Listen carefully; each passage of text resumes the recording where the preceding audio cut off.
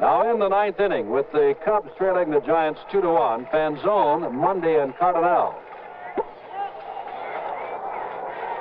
Well, 3-1. Stone, who has walked 2, is in danger of putting the tying run on at base. Pete Reeser, the third base coach, flashing the signals. The Carmen Fanzone. It's up and in. High ball for tying run with none out. Goes down to first base. Here comes Rick Mundy. Now Mundy, as we said, very good power hitter. 5 home runs, 18 RBIs. Drive to right center field. Maddox goes back. Bonds goes back. Looks up. It's gone, and it is 3-2. Chicago. Mundy's 6th home run of the year, his 19th and 20th RBIs. And the Cub boosters from Wrigley Field, Chicago, are thrilled.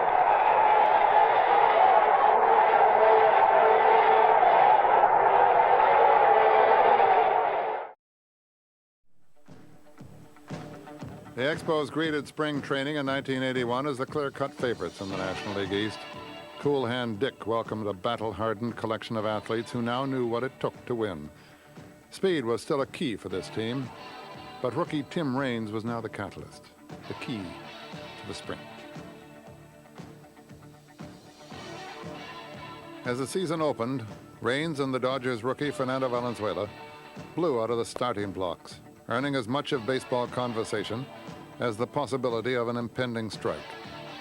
Raines stole 51 bases in the first 55 games before the 49-day work stoppage, and a total of 71 for the season, setting a major league rookie record for steals. I was a young guy coming up, trying to fit in, trying to be a part of a puzzle that would make a winning ball club. 81, I think, was the year that I sort of made my name as far as stealing bases. The strike had caused a 54-game loss in the schedule and the institution of a unique split-season format that had everyone starting in July with a chance to gain a playoff spot. The Expos had returned for summer training to West Palm Beach, and the second half was beginning with the All-Star Classic. Raines, Dawson, and Carter were the Expos representatives. The ever-enthusiastic Kid showed how much he had missed the game during the pause, slamming 2 home runs and playing solid defense, earning the most valuable player honors as the National League whipped the American League.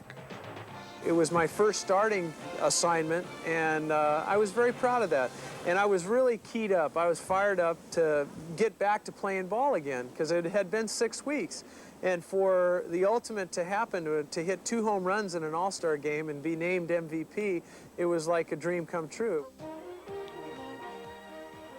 When the season resumed, the rust of a 54-game work stoppage made even All-Stars seem like strangers to the fundamentals of baseball. Something was happening. This was not a Dick Williams style of play, and the manager took the fall.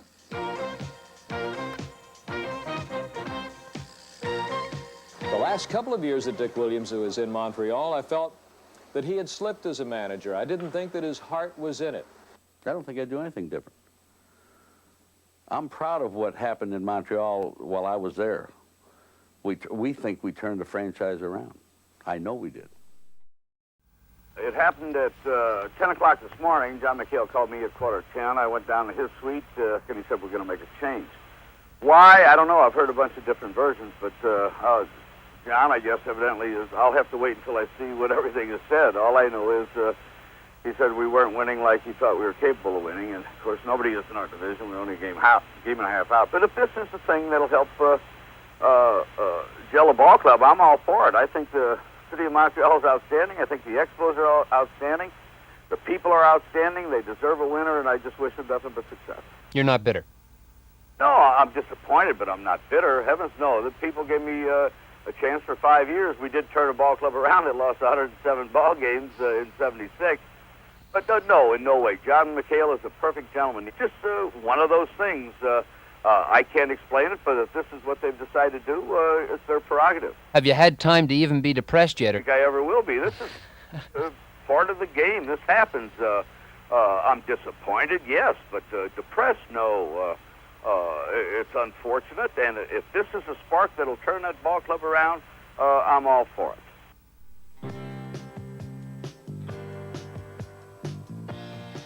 Jim Fanning took over as manager on September 8th.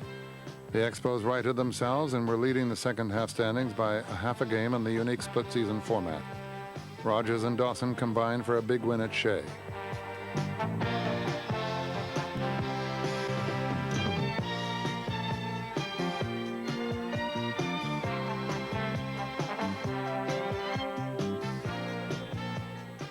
The Expos fans could only reflect on the one win needed to clinch a playoff spot versus the Phillies. The next day, rookie Wallace Johnson lined a triple up the gap in right center field to score 2 big runs, giving the Expos a lead for the newly anointed relief ace Jeff Reardon to protect.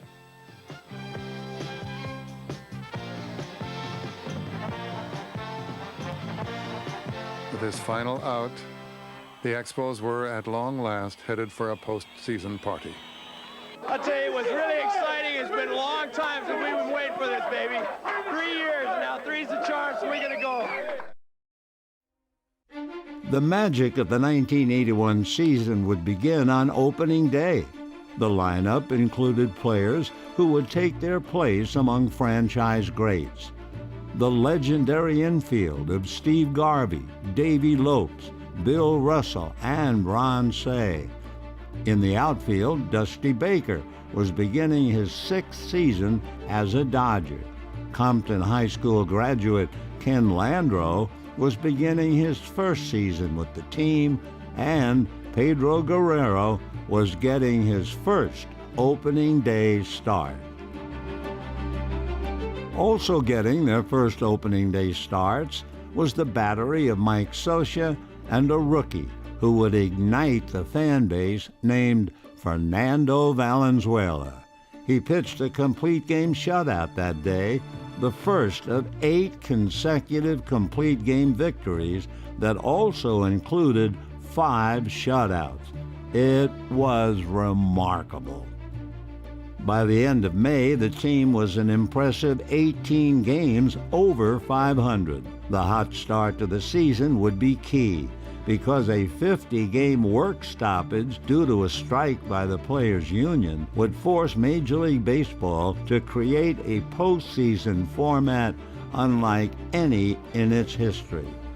Baseball awarded postseason spots to the teams with the best records for the first half of the season and the second half of the season. So when play stopped on June 12th, the Dodgers held a 1-game lead on the Cincinnati Reds and were therefore named first half champions of the National League West.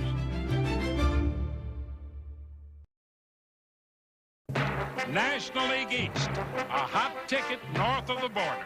The first postseason play of Major League Baseball in Canada. Jim Fanning's Montreal Expos against the world champion Philadelphia Phillies. Game 1. Expo ace Steve Rogers and the Montreal defense were ready to rise.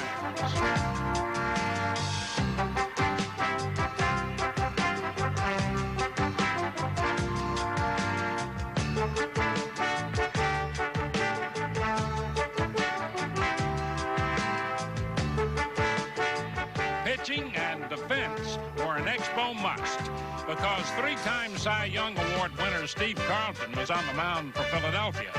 Chris Spire, who helped spark Montreal throughout the playoff, delivered this base hit in the 2nd inning, and it proved to be the game winner, the first of 2 in a row for Spire.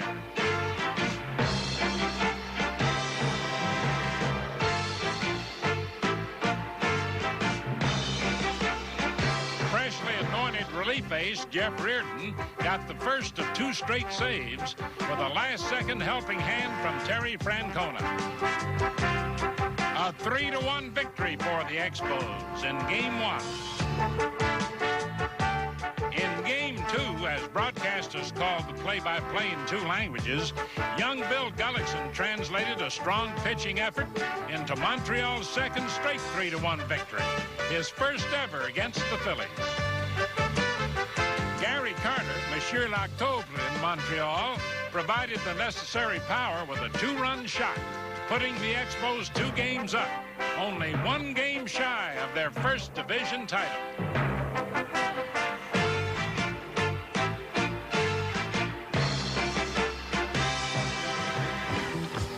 But down in Philadelphia, the Phillies were out to reshoot the script. With their backs to the wall in game number 3, Manny Trillo and his veteran teammates struck early in the second inning and put the Expos on shaky ground.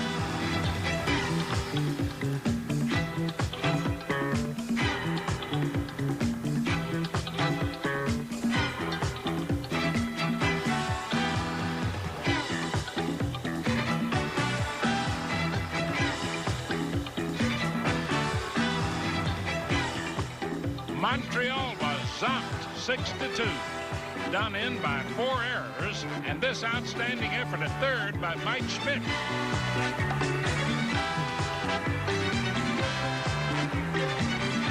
With the series extended to a 4th game, the champions weren't about to offer any handouts. Tug McGraw came in, and with the score tied, pitched 3 shutout innings, thanks to his own ingenuity in the 10th. Heads-up double play. Bottom of the 10th inning, George Vukovich, a hot pinch hitter, sent the Mercury soaring in Philadelphia, over the fence, and also over the ball game.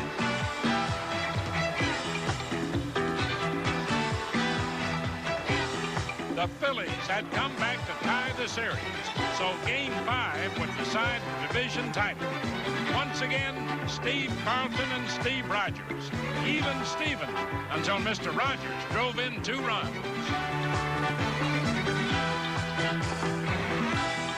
Righty Rogers then went all the way for a 3-0 shutout, his second win of the playoffs, his second against lefty Carlton, and the first division title in 13 years for the Expos, who eliminated the world champions. How about that? Next chapter, National League West. Astrological high anxiety at the Astrodome. Bill Burton's Houston Astros, second half winners against Tom Lasorda's first half champion Los Angeles Dodgers. Game 1. Fernando Valenzuela was as cool as the dome air, allowing only 1 run in 8 innings. Houston ace Nolan Ryan was even better, pitching 1-hit shutout ball through the first 6 innings. But Ryan's Express was flagged down momentarily in the 7th when Steve Garvey made a connection. There it goes, going, and it is gone. Hey, Steve, didn't you hear? I said gone, man. It was over the line, 1-1. That was still the score when Alan Ashby batted with a man on, 2 away in the 9th inning, and then up, and away.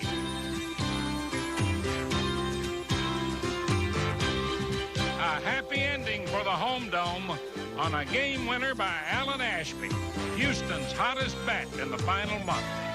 The 3-1 thriller gave the Astros a 1-0 lead in the series. More high-tension excitement followed in Game 2.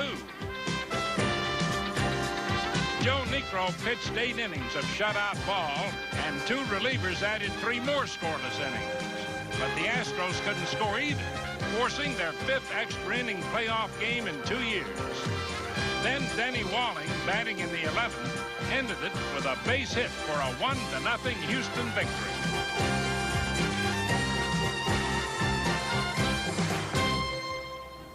The series continued in Los Angeles, with the Dodgers facing instant elimination in Game 3. But Bert Hooton and company figured, why go home now that we are home, or something like that. Anyway, L.A. was thinking comeback, and the Dodgers matched that thought with a deed.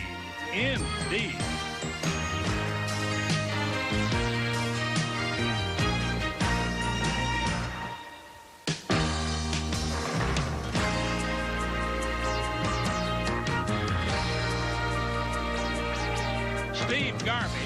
remembering how Dodger fans inspired 3 straight victories over Houston at season's end last year, gave them inspiration right off the bat in the first inning with a home run.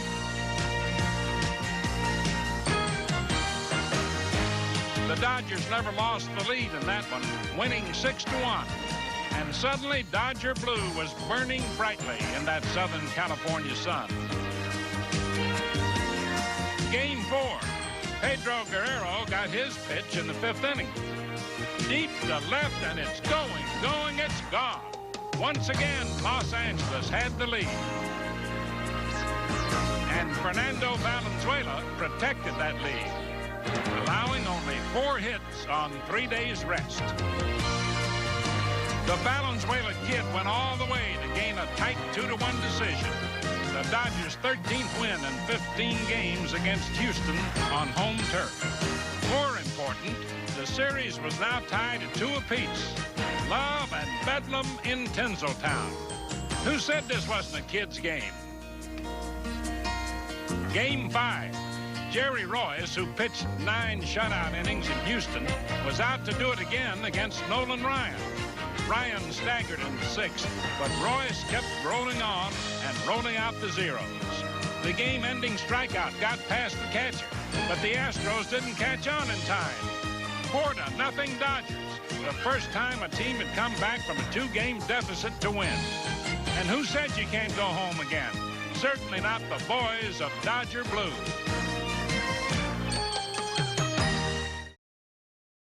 The 1981 National League Championship Series would see the Dodgers square off against the Montreal Expos in another best-of-5 series.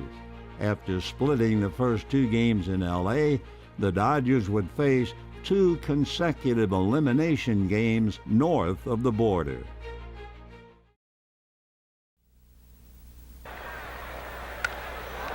Base hit to left field. Valenzuela again checking range. Range is cut off. Garvey with a throw down to second, and Range is out. There's a base hit. The second, then 3-2. You'll throw the screwball. Right back with a fastball and a base hit. Jerry White. And the 1-0 pitch. Cromartie drills the ball. Right field. Base hit. Will not be caught. That's a base hit, and here comes Parrish. He's being waved. Jerry White is coming to third. He'll be held up. The 2-0 pitch. Ranges back to right field and a base hit, and that'll bring Jerry White in.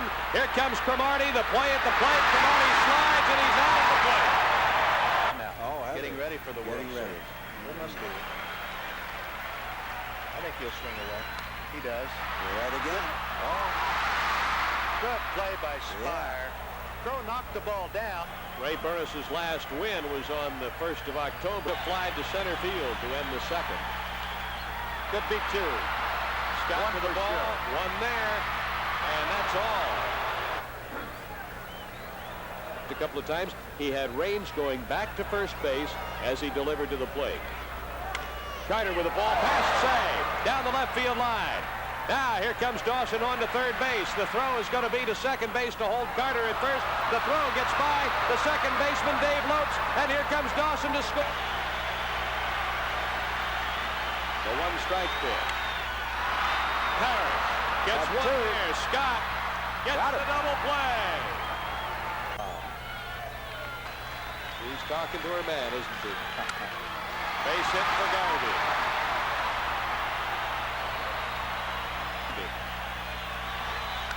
Double play. Here we go. Spire. Nobody out. A double play ball. Double play here. There it is. Play. There's the ball game. A line drive to short by Guerrero. The Expos have beaten Valenzuela. They've handed the Dodgers a loss to split the 2 games here in Los Angeles.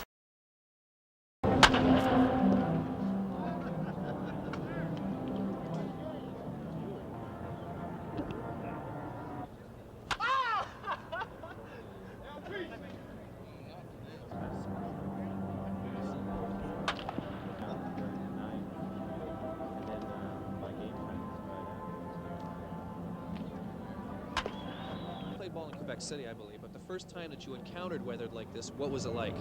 Well, it was like the end of the North Pole. You know, I just didn't think they played baseball up here, and I think Yukon Jack maybe played baseball up here, but other than that, it was just too cold.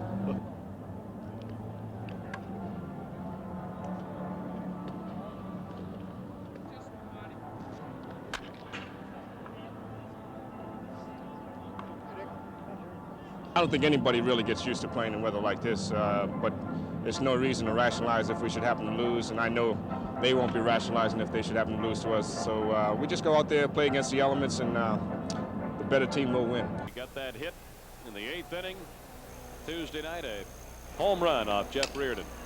Should be two. One there. One there. Those fans, wouldn't it? A win in the League Championship Series. A National League pennant. Rodney with a dive and a catch. And a play at first base.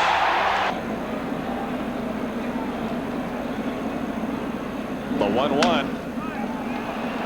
Parrish can only get one, and that's at first base.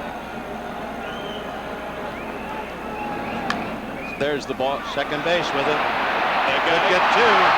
They got it. They did. He's saying to himself, boy, he is due for a long ball. A drive to right center. That's not an extra base hit. It's a base hit, though. The Expos third baseman in there. Base hit to left. Here comes Dawson. We've got a tie ball game. It's the Dodgers in the League Championship Series. A drive to left field. Home run. He's out of here. Jerry White. Jerry White with a 3-run home run. 4-1 Expos.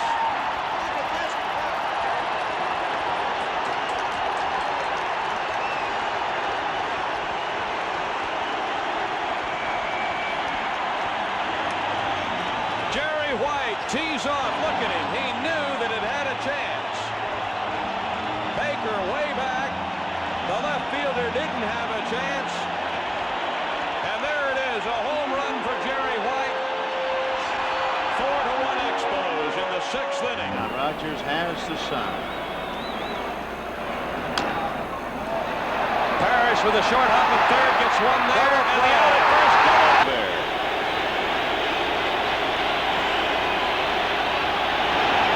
There it is. That's the ball game. The Expos have beaten the Dodgers 4-1. Steve Rogers beat Jerry Royce. That was a sinker that time in perfect location, and Socha took it for strike 3. And finally tonight, the Montreal Expos are still just one win away from a spot in their first World Series. The Los Angeles Dodgers beat them 7-1 today to force a deciding game in their best-of-5 playoff. That game will be played tomorrow. And as Mark Bulguch reports, the Expos will have most of Canada pulling for them.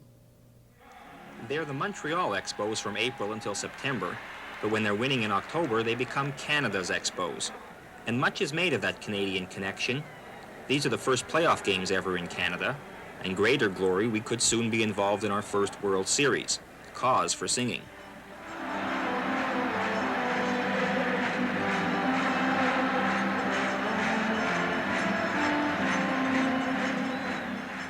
Some people in Montreal are willing to share their team with other Canadians. Some aren't. To me, it's Montreal first and then Canada. Both Montreal and Canada. I think it's the best thing for Canada right now. I think the Montreal Expos are a Canadian team representing Canada now. What about the Blue Jays? Hey? What about the Blue Jays? Strictly speaking, the Expos are about as Canadian as Yankee Doodle. Not at all. The players are Americans. Only 2 of them now live in Canada. This American is Steve Garvey of the Dodgers. He hit the home run to beat the Expos today, and the stadium became terribly quiet. Here's the pitch. Swung on, a high fly ball, left field. Going back as Raines. He won't get it. That ball is out of here and a home run. Steve Garvey has given the Dodgers a 3-1 lead with a 2-run homer here in the 8th inning. Garvey just teed off on a fastball by Bill Gullickson, and the Dodgers lead by 2. On this day, our Americans weren't as good as their Americans. We'll try again tomorrow. To get to the World Series, the Expos have to beat a Dodger pitcher named Valenzuela. He's a Mexican. Mark Bulgach, CBC News, Montreal. We now break away from regular network programming to bring you NBC Sports' 5th and final game coverage of the National League Championship. Olympic Stadium, Montreal, Canada, hit with a day-long rain yesterday that postponed the drama of the 5th and deciding game of the National League Championship. Fans, cameramen, and players patiently waited through a 3.5-hour delay before the game was called. The longest Major League regular season ever, with help from above, will be decided today. Ray Burris, a 9-7 record during the regular year, will start the most important game of his life, pitching for the pennant against a man and a team he beat in Game 2, the Dodgers' Fernando Valenzuela, whose screwball baffled opposing hitters all season long. The 20-year-old Valenzuela asked to climax a brilliant year by winning the National League Championship. The winner sails to New York for a World Series date with the Yankees.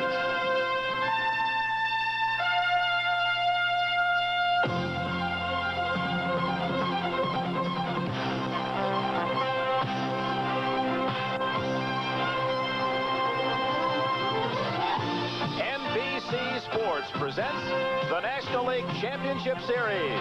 Today from Olympic Stadium, it's the Los Angeles Dodgers and the Montreal Expos.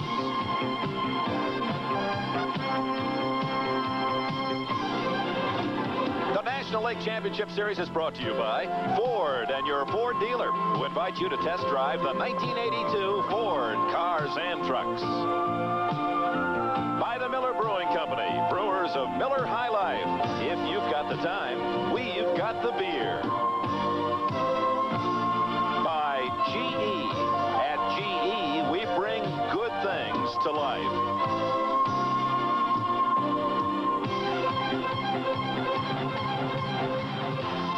And by Hertz, the car rental company that's #1 for everyone.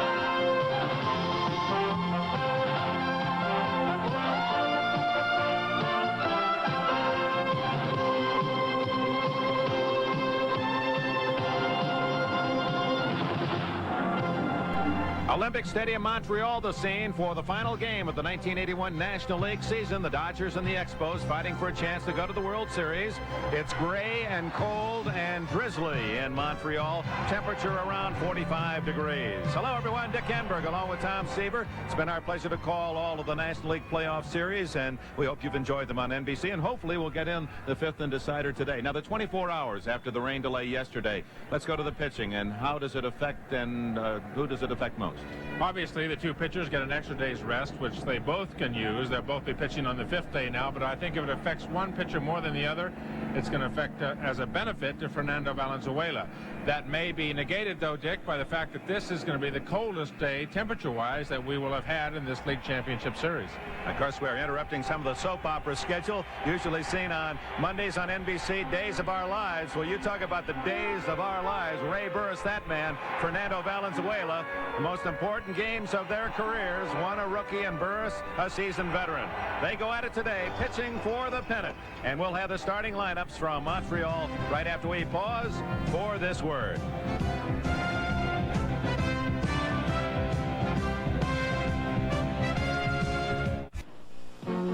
Here's your chance to get the official 1981 World Series program, a collector's item commemorating the 78th Fall Classic. Send check or money order for $4 to World Series program, Post Office Box 250, Hicksville, New York 11802.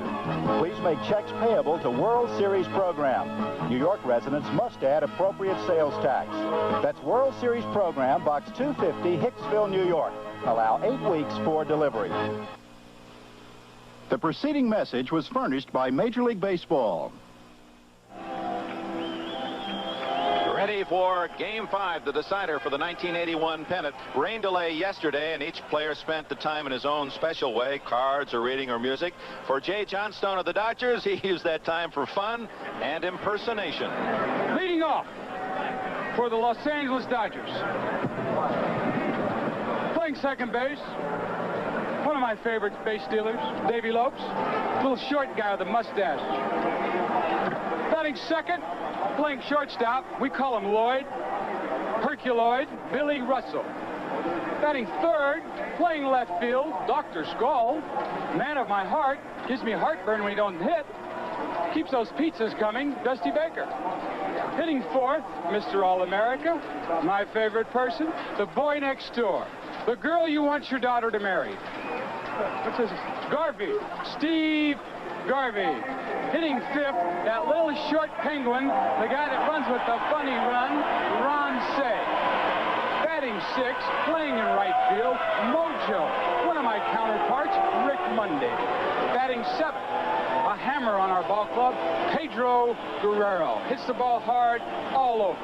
Batting eighth, the boy with the cutest nose. A man after my own heart. His name ends in a vowel like mine. You know, the one with the crooked nose, Mike Scioscia.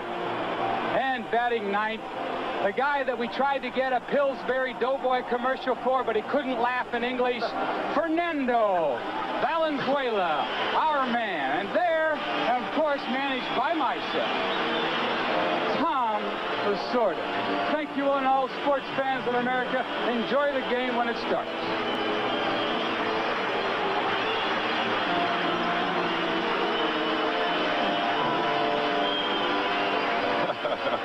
Right down to the waddle. Jay Johnstone with the starting lineup for the Dodgers. Montreal very seriously taking their defensive positions.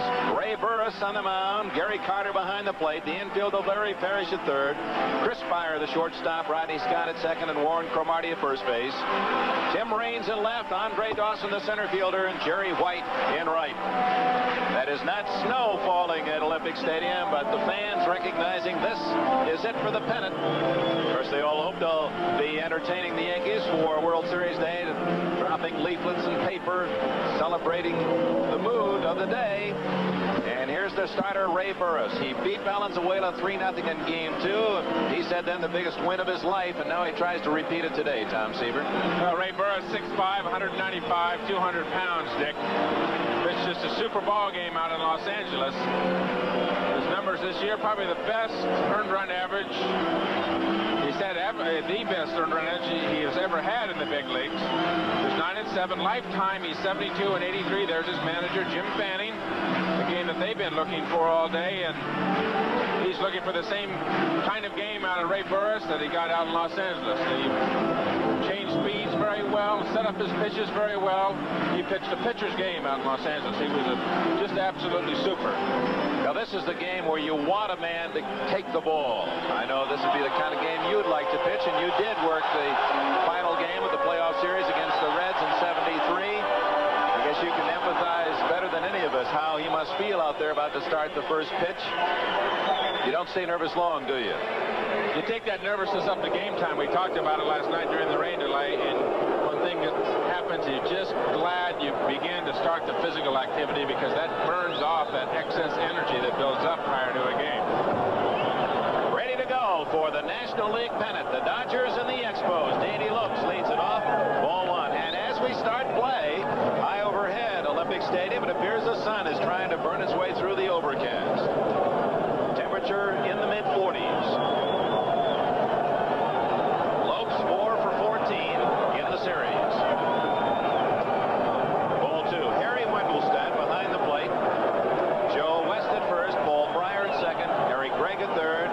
Paul Runge on the left field line. And Dutch Renner down the right side.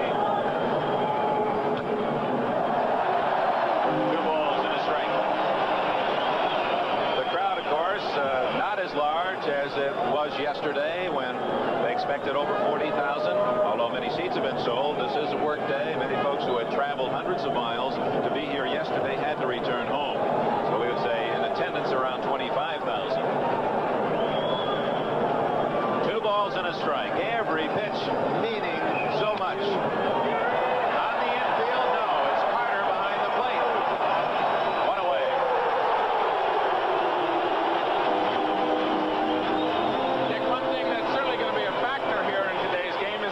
Now the playing field, raining all night last night.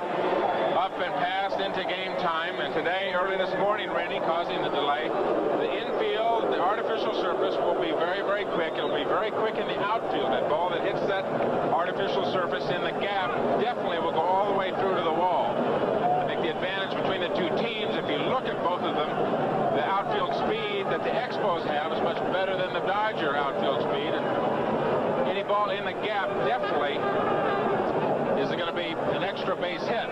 The Expos are going to have the better chance of cutting the ball off in the alley because of that defensive outfield speed.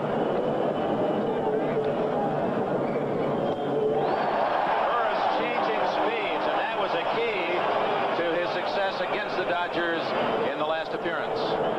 He was so successful against LA out in Los Angeles. Off speed, and he kept his curveball right down there all day, and if he does that,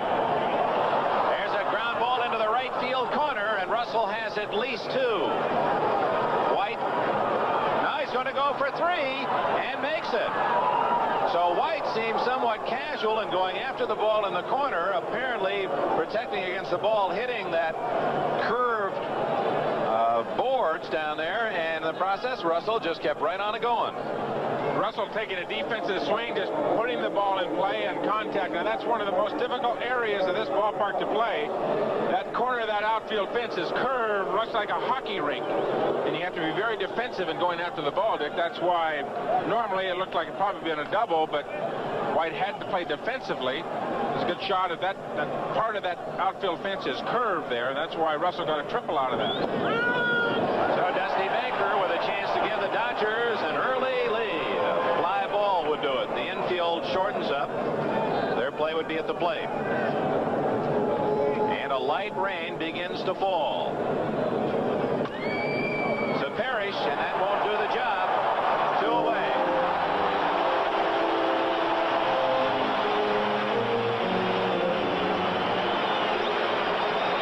Burris' job in that situation, certainly try to keep the ball in the infield. Don't give up the fly ball to the outfield, a sinker down and in, and beat it right on the ground to Larry Parrish. Parrish has an exceptionally strong arm, very accurate. Burris so far has done his job.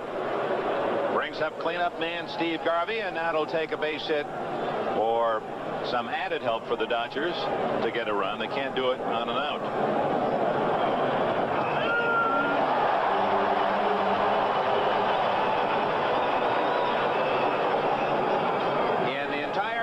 League playoffs this year, only 3 times have the road team won.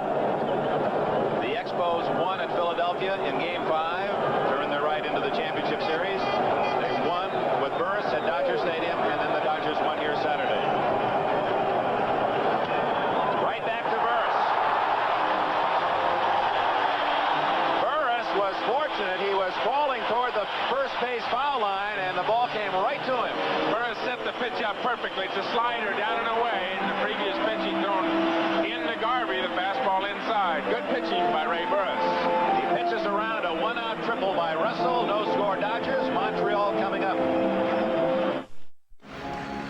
For the Montreal Expos against Fernando Valenzuela, they'll bat in this order. Tim Raines, the speedster in left field. He's the key to their success. Has to get on base. Rodney Scott will bat second and play second base. In center field, still no RBIs in the playoffs. Andre Dawson. The catcher hits cleanup. Gary Carter has hit safely in all 9 playoff games. Larry Parrish batting 5th and playing third base. Switch hitting right fielder Jerry White, the hero in Game 3, will bat 6th. At first base, they sparked the effervescence of this Montreal team, Warren Cromartie. Batting 8th, the veteran shortstop Chris Spire. And on the mound, Ray Burris. Defensively, the Dodgers deploy in this manner. Valenzuela and Socia, the battery, with Say at third, Russell the shortstop, Lopes and Garvey on the right side, Baker in left, Guerrero in center, and Monday is jogging in from right field toward the Dodger dugout. Now, it may be that just in case that sun is about to break through, he doesn't want to be caught without some glasses and lose a pennant because of a ball being lost in the sun. We'll see if that's the case. Yes. There's the sunglass case. That's kind of being optimistic. Bring those out today. Fernando Valenzuela, 13-7 with a 248 earned run average. Not a whole lot you can say about this young man that has not been said already. 192 innings pitched. The statistic I like, 192 innings pitched in the third. 140 hits. 140 hits. 52 less Bernie. That is really exactly right. If you just study and look at that number, that's just an indication of the number of low hit games that he's had during the course of the season. Switch hitting Tim Raines against Valenzuela. In game 2, Raines had 3 base hits, 2 singles and a double, and an RBI.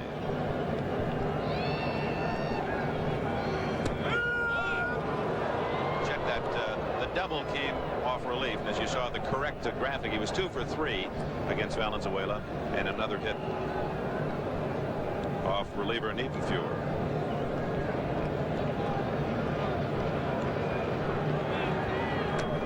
There's a screwball, 1-2. Screwball that he would throw at different speeds too, Dick. He can throw it hard, he can throw it softly, in and out. Good poise, good control. He can get any of his 5 pitches over at any time. No matter what the count, ahead of the count, behind the count, you throw the screwball 3-0, 3-2. It makes no difference to him. There it is again. Threw it a little harder that time, 2-2. The Expos were commenting yesterday that when Valenzuela first came in to play Montreal and beat the Expos, you see the defensive alignment for Raines. The Montreal players felt they were so concerned about the screwball they forgot he has other good pitches, and he really outpitched them. Ball 3. But they felt in turn their success in beating him at Dodger Stadium was to lay off the screwball, make him throw strikes and hit his other pitches. So they did a complete 360. Full count. Raines has not really had a chance to use his speed in this series. Hit to left center field. Baker can't get there. There goes Raines looking for a triple. No, he holds at second base.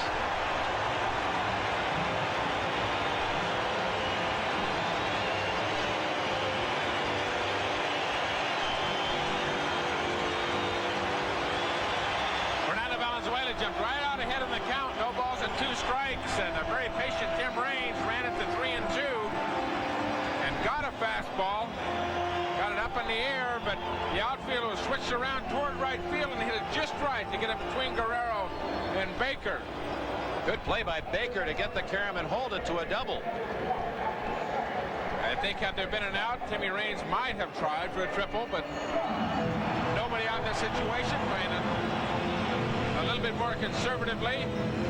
Rodney Scott up next to his job will need to try and get Raines to go to third base. A point that should be made here now, Dick, is that Raines is very adept at stealing third base. He has fine speed and can steal third base very easily. This is normal speed as you look at it. I think during the normal season, Timmy Raines would have gone all the way to third on that thing. Who has had more success as a left-handed hitter, but he punches a double to open the Montreal first inning. Brings up Rodney Scott, one of 3 switch hitters in the Montreal lineup. Raines hits from both sides. So does this man Scott, and Jerry White, the right fielder. Trying to hit the right field and fouls it away. It's an interesting little baseball study this first inning, in that with 1 out, Russell went for the triple where he could have scored on an out. In this case, Raines, with no one out, realizes he can stay at second base, and if Scott does his job, even with an out, Raines can get to third with 1 out and not risk being thrown out. And they'll bunt him over. The throw to third, not in time.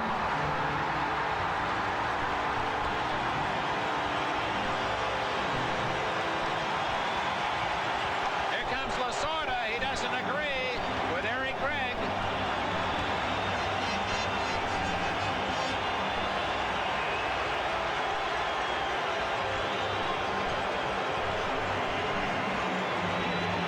Consider Valenzuela the best fielding pitcher on their team, and this is a catcher's call. Socha calls third. Valenzuela looks up, immediately throws. You certainly look safe to me, Dick. Another shot of Raines coming down the line. This will give us a better look at The tag play.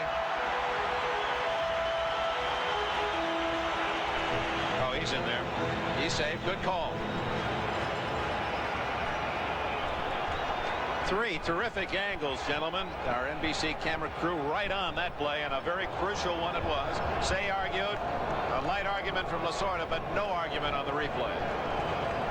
First and third. Credit Scott with a sacrifice fielder's choice. No time at bat. Andre Dawson. A superb player, but very quiet, silent bat in the playoffs.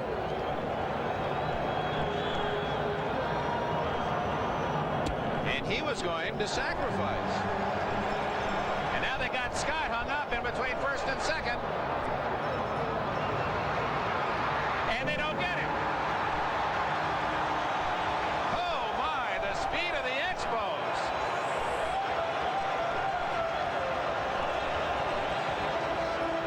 Reigns is such a threat at third. You had to keep one eye on him, and Scott in no man's land still able to get out of the pickle. Well, if you don't think that speed puts pressure on the defense, Scioscia came out from behind home plate, had to look at both players, both Reigns and Scott run extremely well.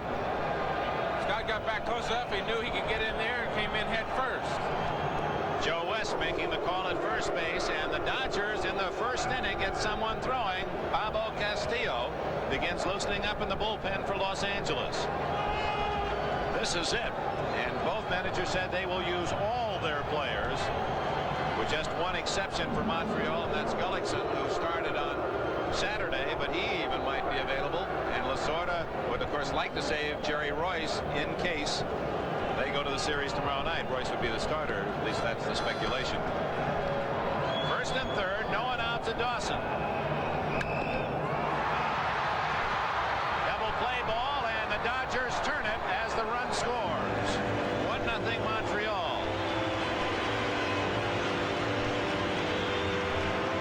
So Dawson is still without an RBI.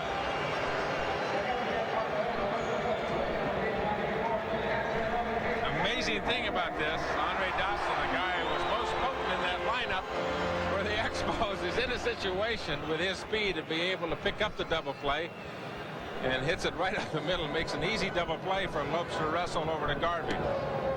So both teams with a chance to break it open early. The Dodgers failed to get a man in from third with one out. After Russell had tripled, Baker grounded out, and so did Garvey.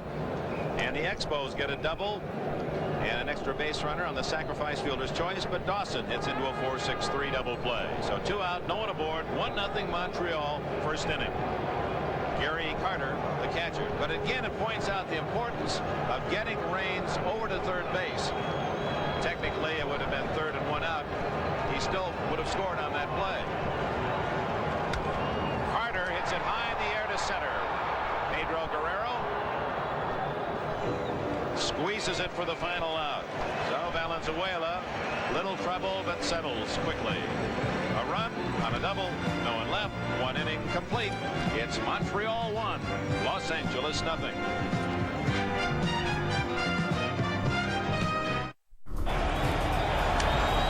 It's a left center field. Baker can't get there. He holds at second base. With 1 out and not risk being thrown out. And they'll bunt him over. The throw to third, not in time. Tommy Lasorda already has a reliever up, Bobby Castillo. Andre Dawson is at the plate.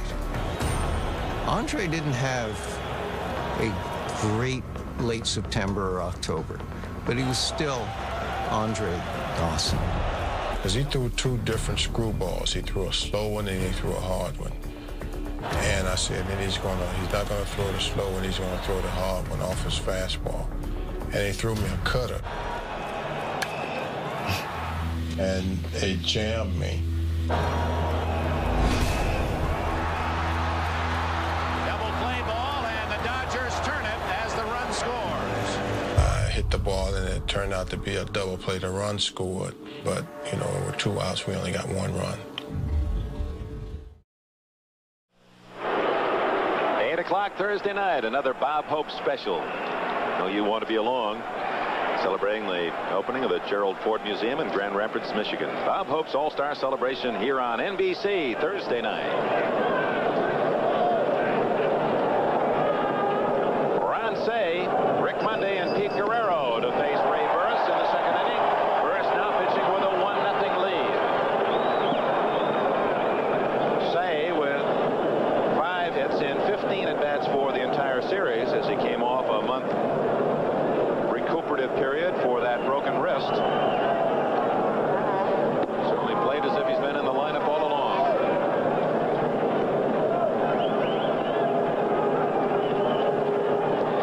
Ball 3. The day is much better than the forecast.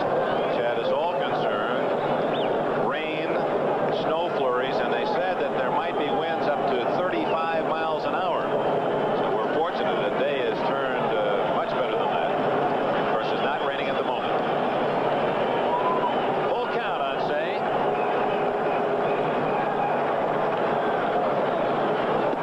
And he's aboard. So Burris, he walked just 2 men in the victory against the Dodgers in Los Angeles. Walks the leadoff man here in the second inning after he was ahead 1-2. Gives you an indication of the type of game that Burris is going to try to pitch again today, the way he did in Los Angeles, not giving in to hitters. It was a 3-2 count. Ron Say with good power in terms of the breaking ball. Looks like the slider was high out of the strike zone, but didn't give up and just come in with the fastball. Monday starting game 4 after being on the bench the first 3 games.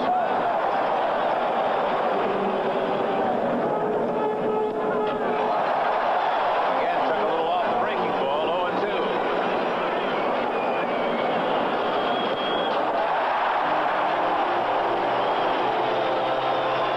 As they say in the dugout, he got into his kitchen with that fastball. He got ahead of Rick Monday with 2 off-speed pitches and came back with 3 fastballs. A good pitching. He set that pitch up well. Got the off-speed pitches down and away and tried to come back in. Missed on the first one, maybe a setup pitch. Missed on the last pitch, and then boom, that one right there. Perfect pitch for Rick Monday to strike out on. That was a fine exhibition of pitching by Ray Burris. Good execution and knew exactly what he wanted to do and went ahead and did it.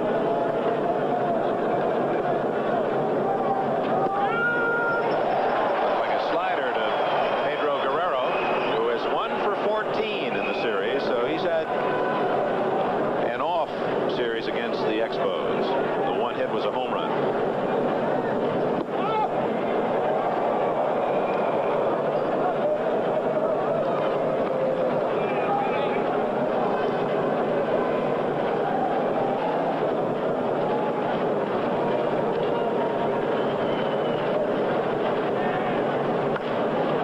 Could be 2. Spire to Scott. Marty. Double play.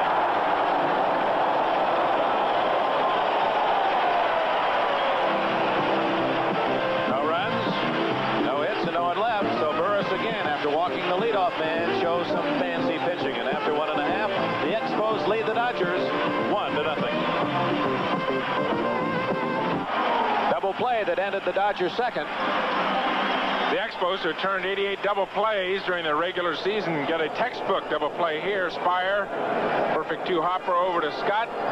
Go Marty, and Burris is out of the inning. Now what is that? Look at the line on the roof. Goes all the way up to the lights. Now you follow the line. Find the foul pole. The line was forced in demand by the fact that Dave Kingman hit a home run that hit up above the foul pole into that overhang. A tremendous Bruthian shot. Parrish hits it high enough, but certainly not far enough as Garvey goes back and makes the catch. 1 away. Fernando Valenzuela, his manager's thoughts about the left-handers pitching in cold weather.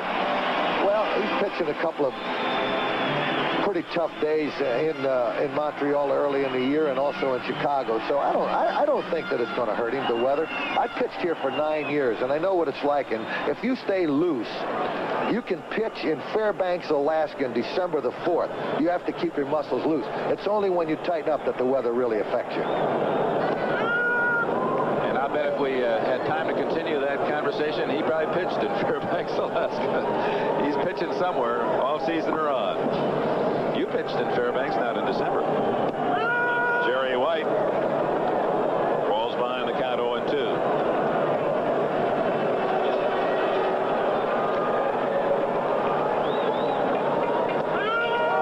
1-2-3. That simple. Didn't get the bat off the shoulder. Let's pause briefly for station identification.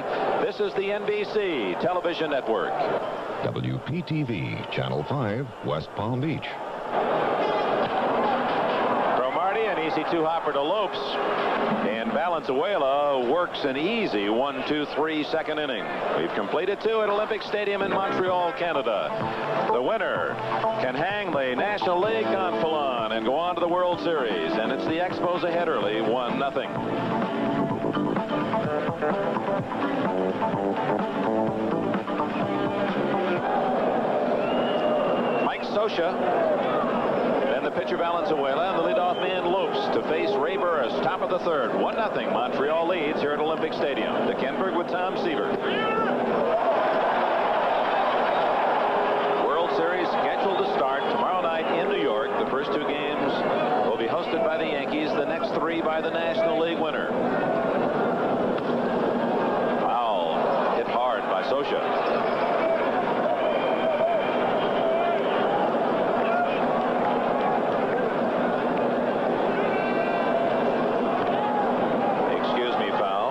Saw the graphic from game 2 that Scioscia was hitless. The only 3 men that had hits off Burris in Los Angeles were Dusty Baker and Bill Russell, 2 each, and Garvey 1, all singles. So the right-hander of Montreal paraded through the Dodger lineup rather easily.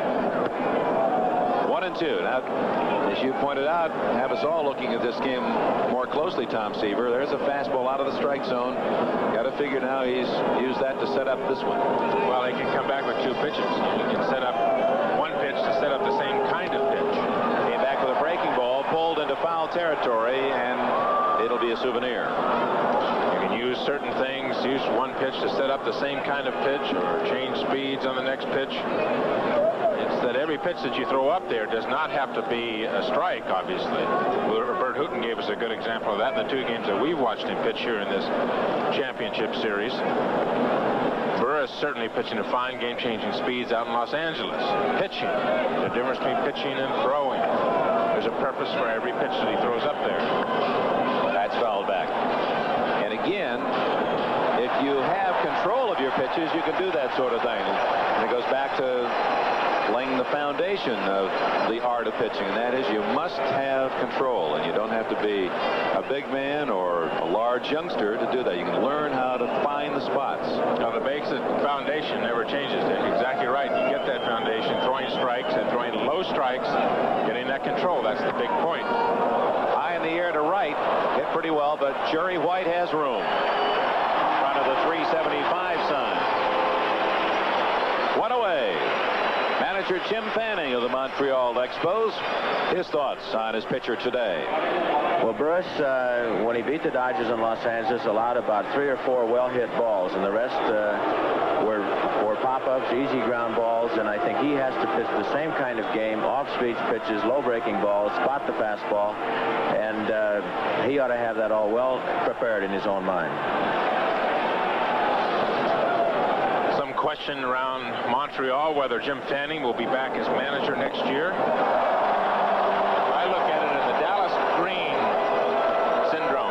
Down from for September in the playoffs, and that he really would go back to something he does very well, and that's finding young talent and developing it. But if he gets him into the World Series, it's going to be tough for him to go back upstairs. It's the same thing that Dallas Green said last year. Same kind of, I'm coming down. I'm not, I'm just going to fill in here and help out. But the sincerity that Jim Fanning does have when you do talk to him about being a company man, you know that he's 100% sincere. And he told us that first day that we came in here during the divisional playoff series that if they want me down here next year, I'll be down here. I'm a company man. John McHale wants me down here to manage this club all minute. He wants me out upstairs, I'll go back upstairs. Which you'd like to have an employee like that. That's why they're successful. And they've had Fanning in the organization for some time. Rolls foul, and one of the reasons why in the 1980s the Montreal Expos are a team that just is going to be measured with high success. They've got fine young talent now, and they have a lot of good talent developing. This isn't a one-time playoff. We're going to see the Montreals around for a long time. Broken bat, chance for Spire, but Lopes runs well. Gets him by a half stride. Burris works a 1-2-3 third inning to the delight of this Olympic Stadium crowd. Middle of the third in Montreal. Expos 1, Dodgers nothing.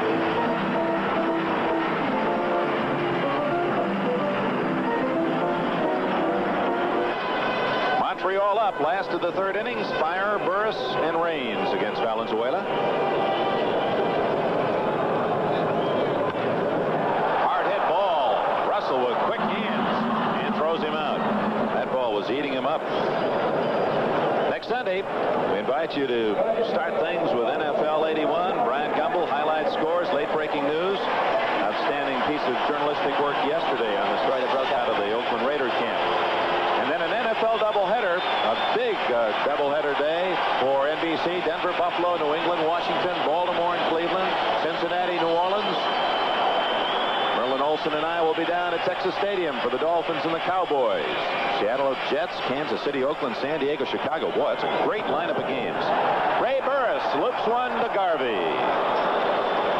Now Burris swinging away, not able to clear the head of the Dodger first baseman. 2 out in the third inning. Both pitchers breezing along. Valenzuela only 5 pitches last inning, 4 pitches so far this inning. 5 outs and 9 pitches. That's not 5 pitches last inning. That's only 2 over the all-time record. I got that figured out. You got that? Did you ever have a 3-pitch inning? Oh, sure. The best kind. Isn't there a basic rule that after the first 2 men swing at the first pitch and make an out that you at least take 1 pitch? Well, you got to dare the guy. Throw it right down the middle. Hope he hits it right at somebody. I imagine you do when a guy comes up with that spot. You look at him and say, Raines, foul ball.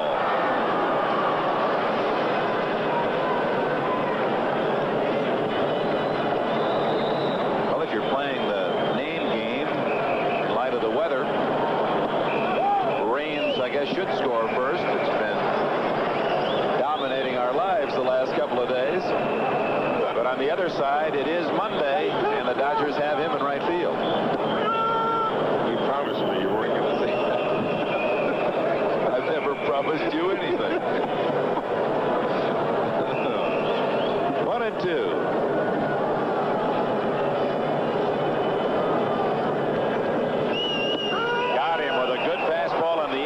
Corner, and that's what Valenzuela will do, looking for that screwball away. The hitter sometimes can miss that fastball on the inside edge. It is the second strikeout for Fernando, and after 3, 1-0 Montreal.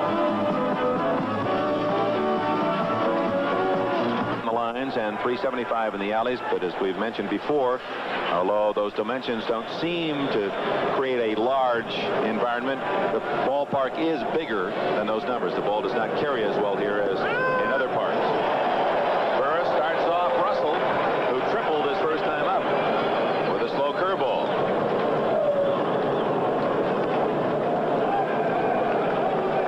Russell in this situation, Dick, is going to be a very patient hitter. That's what he's trying to do. Leading off and coming up behind him, Baker and Garvey and Say. And another base hit for Russell. Raines trapping the ball and keep it in front of him.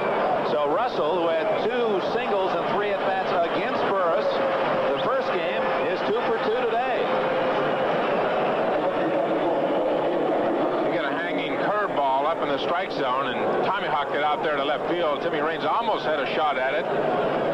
He's lucky with this wet AstroTurf out there to keep that ball in front of him. He does a good job, at least, not playing that ball off to the side. If he's not going to be able to catch it, it's going to hit off of him and keep the ball in front of him and keep Russell at first base. He played that into a pretty difficult short hop. Well, with his speed, though, he's got a pretty good shot at catching that ball. Doesn't really know how hard it was hit. Baker, he grounded to third his first at bat. That was a big out for Burris because Russell had tripled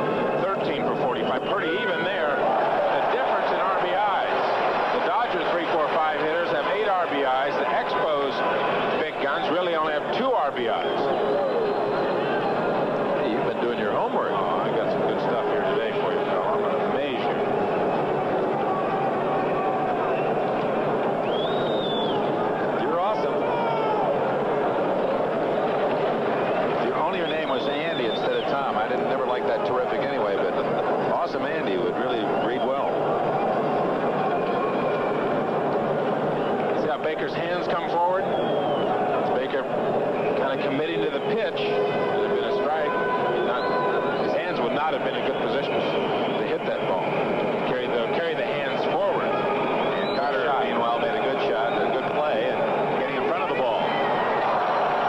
Had a chance at a double play, and now can only get one. Couldn't quite grip the ball to go to second base, and that was Carter's design all along. He wanted to get the ball to shortstop Spirer and turn a double play. Couldn't quite find the handle and has to settle for the one out. Serves as a sacrifice for the Dodgers. Carter, considered one of the best defensive, if not the best defensive catcher in baseball. Boy, he thought he had a shot at second base. It looks like he just couldn't get the handle on the ball. He double pumped. Looking back at Baker, of course, they had the collision at home plate the other day. Two good hard-nosed players. Garvey up. He rolled back to the mound his first time up. That ball hit well to left field. Raines has a beat on it. Russell tagging. And into third on the second out of the inning. Garvey just missed as he sent Raines to the warning pad. Steve, a very compact, short swing. The ball looked like it was hit better than it actually was. He was out in front just a little bit. Burris had been throwing fastballs in. He broke one bat, came back with another fastball, and Steve adjusting to try and get out in front a little bit more on the fastball. Burris took something off and hits it to the warning track. Hit it good, but hit it to the warning track. The old saying in baseball, the art is to take a round ball and hit it with a round bat squarely, and we're talking about such a fine point, that sweet spot. Will Marty have a play? Yes, he does, and Burris pitches out of trouble again.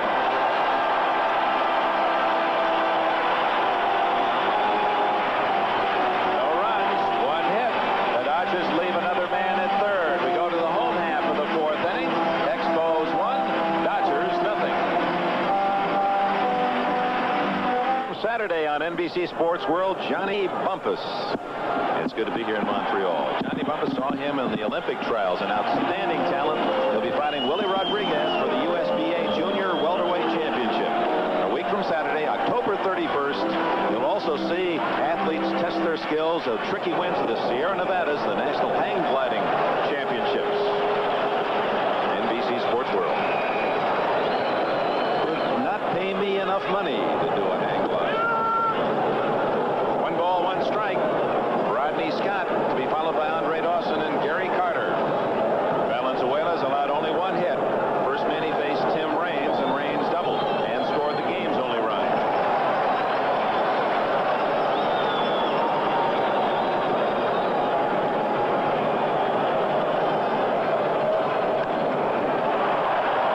Center fielder Guerrero playing him just right.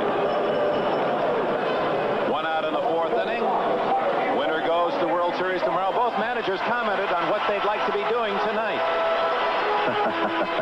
I'm hopefully anticipating that we will drive to the airport tonight with a police escort and go to New York City.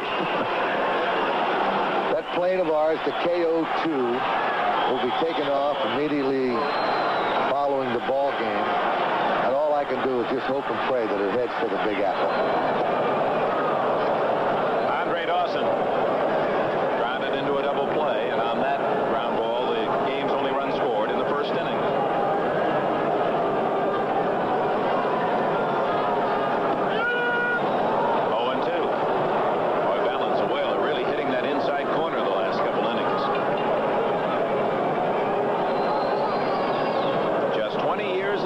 Fernando Valenzuela from Sonora, Mexico. Out of play.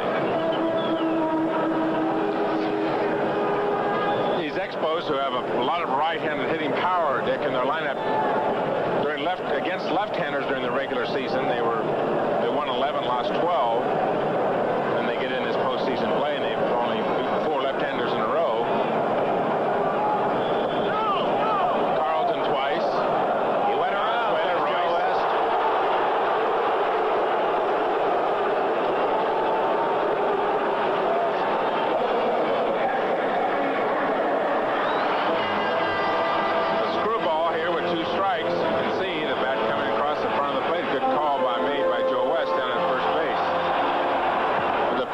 left-handers that they have beat haven't been slouches by any means. Carlton twice, Valenzuela, Royce. Many people think of them the best in the game. Another shot of that umpire help, third strike. Joe West calling it at first base. I think they're a little tougher in the National League on that call than the American League. American League umpires can give you a little more of a check swing. Well, you don't get much of a check on this side. Gary Carter fly to center field his first time up.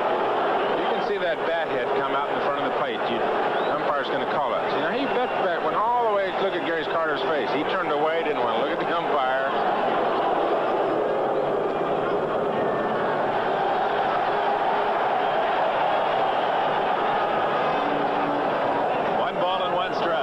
Valenzuela, who led the National League and the Major Leagues in strikeouts, one ahead of Carlton. Soda, Ryan, Gullickson, and the Expos was fifth in the National League. 1-2. Valenzuela, who won his first 8 games. This was the sensation of baseball, and certainly part of this unusual baseball year, 1981. Became a sellout, standing room only draw throughout the National League. Shutouts. There's a screwball, and Carter showing good patience as the second hit for the Expos. 10 consecutive playoff games in which Carter has a base hit. A good example there of the high screwball. Gary Carter got his body out front, but one of the keys in hitting is keeping your hands back. You can see the ball hit right in the hole between Say and Russell. Was out in front of that pitch with his body, but kept his hands back. That's why he can hit it solidly. 2-out single by Carter brings up Larry Parrish. He popped to first. His first trip against Valenzuela. Hit hard at Say, and he'll go the short way for the force. So Parrish stings the ball for an out, and the Montreal Expos are going in the 4th inning. No runs a hit. They leave their first man of the game. Approaching the halfway mark, and this the final game of the season. 1-0 Montreal. We'll be back after these messages from your local station. I'm not sure what he's doing out there. It looks like he's going to burn a flag, and Rick Monday runs and takes it away from him. And so Monday, I think a guy was going to set fire to the American flag. Can you imagine that? Well, they better lose him in a hurry. And Monday, when he realized what he was going to do, raced over and took the flag away from him. 1-0 Montreal. Each side with 2 hits as we go to the 5th inning. And thus far, Burris working on a string of 13 consecutive scoreless innings against the Dodgers.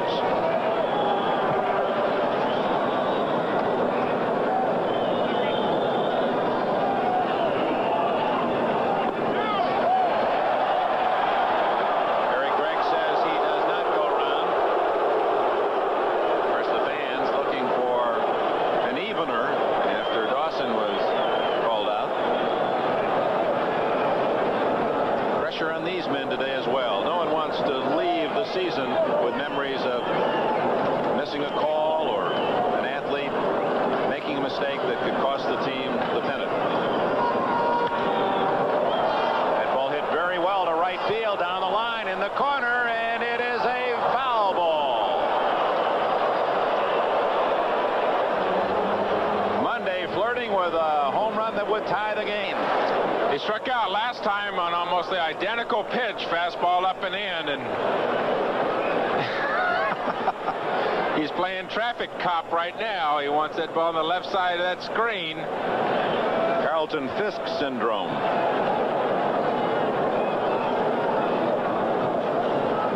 Those hitters, they swing, and you pitchers hear them. Get out of here, get out of here.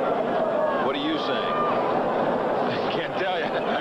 You can't tell me a lot of stuff. Monday settles for a single to center. The leadoff man on for the Dodgers.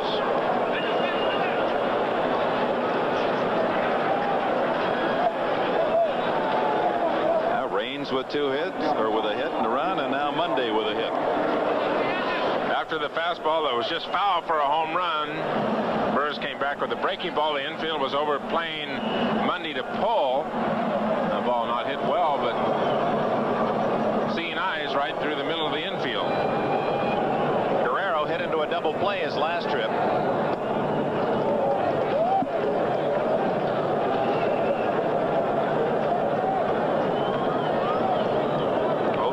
Home run was the last hit and the only hit he has in the series.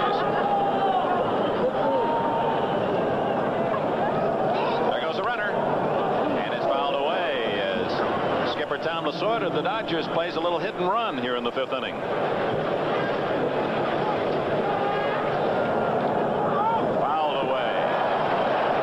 Interesting strategy by Lasorda. First the hit and run, then trying to bunt that runner along, play for a tying run here in the 5th inning. Well, Guerrero last time up grounded into the double play is not swinging the bat well, as you said. Only one hit throughout this league championship series, and Lasorda would like to get his runner at first base, Rick Mundy, down in the scoring position at second. Give Scioscia a chance to drive in a run. Pedro not swinging the bat well.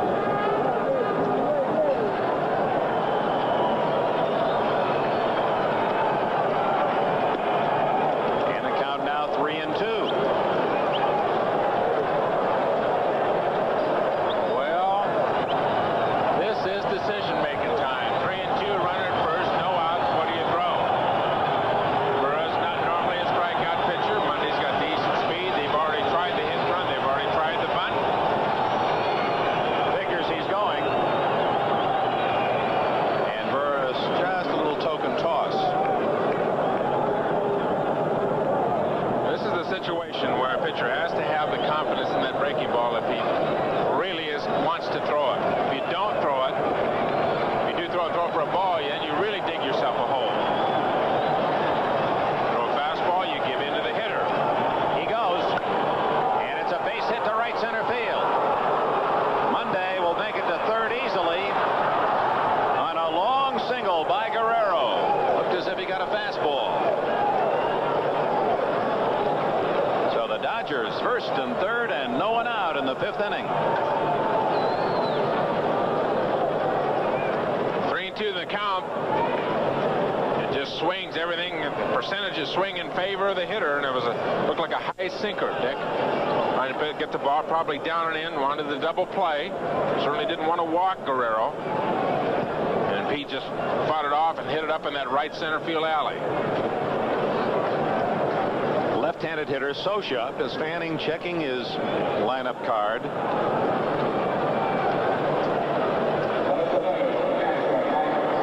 And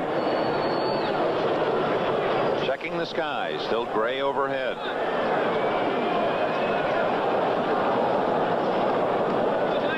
You see Fanning motioning there on your screen. He's talking about a slow hit ground ball.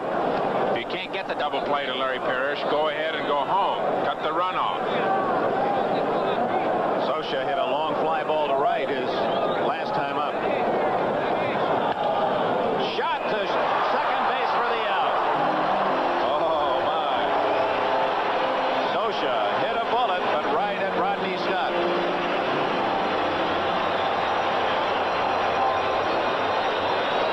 Rick Mundy at third base. What your coach at third base will tell you. You see Danny Ozark go on the ground ball and don't get doubled up on a line drive. That's the #1 rule of that base runner at third base, or any base, as a matter of fact. With nobody out or one out, don't get doubled up on the line drive. Make that line drive get through the infield. You're going to score anyway.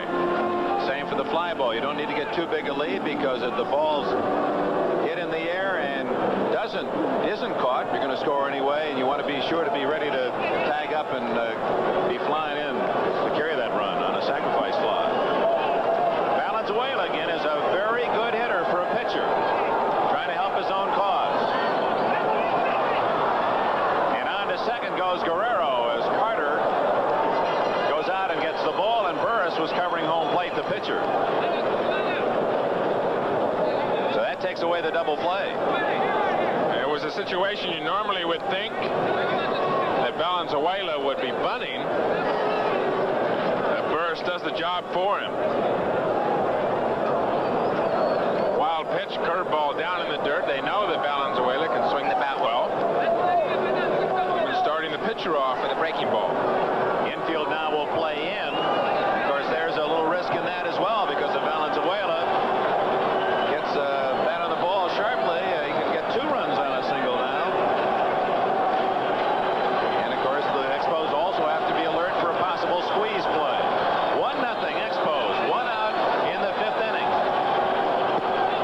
Ball 2.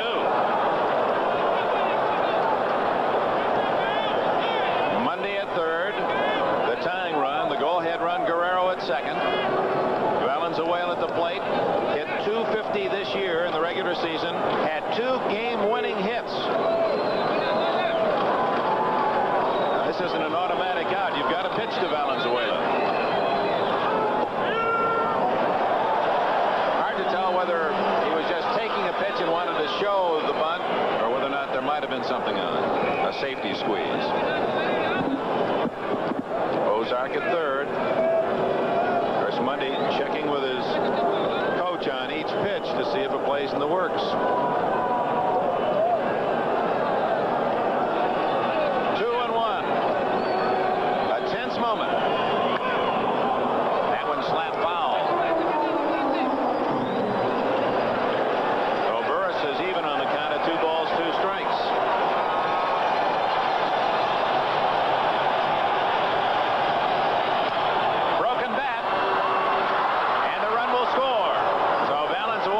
The job done as he ties it up with a ground ball to 2nd. Monday coming in. The wild pitch now figures in the inning as that might have been a double play opportunity. Wasn't hit very hard. That might have been a chance. Fastball on the inside part of the plate. Valenzuela broke his bat. Valenzuela does not seem to run well, Dick, and that definitely could have been a double play. Even as far as Rodney Scott came over to make the play on that ball, they would have had a chance at the double play. So Valenzuela, who had 7 RBIs during the course of the year, has a very big one today. And the Dodgers have finally scored off Ray Burris after being shut out 3-0 in the first game and through 4 innings today. And still have the go-ahead run in scoring position, Guerrero, with Dave Lopes the leadoff man up. He's 0 for 2 today.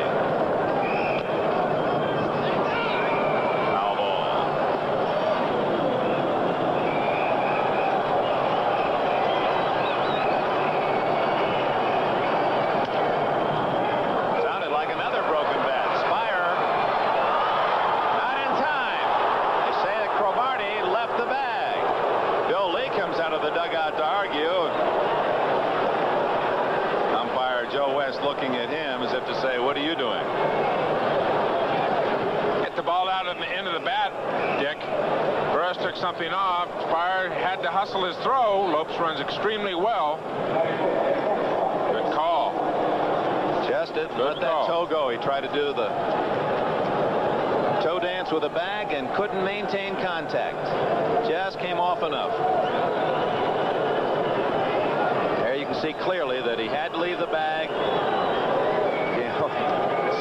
Split seconds, little timing areas of this game that are so delicate and yet so important. And the Dodger 5th inning still very much alive. And Bill Russell already with a single and a triple off Burris. Plus 2 hits in the first game is the batter. The bad throw by Spire, of course. Having to rush a little bit with Davey Lopes, the runner, with good speed going down, and the factor of the weather, the cold weather. Cold fingertips. You don't get a real good feeling on the ball. Look who's warming up now in the Montreal bullpen. Steve Rogers, the ace of the Expos staff. We're in the 5th inning. Rogers, who won on Friday night.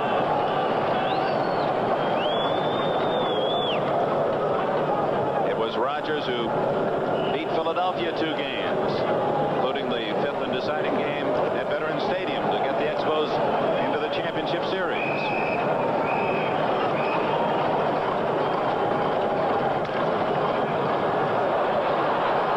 Spire to play, and he gets him. So the Dodgers settled for a run on 2 hits and an error and leave 2. Halfway mark, 4.5 innings in the book.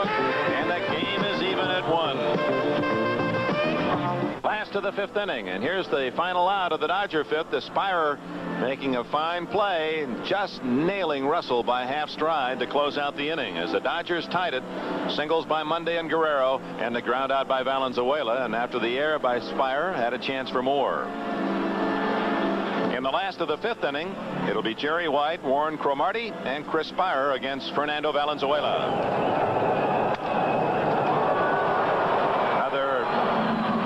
Going into the furnace as White is sawed off.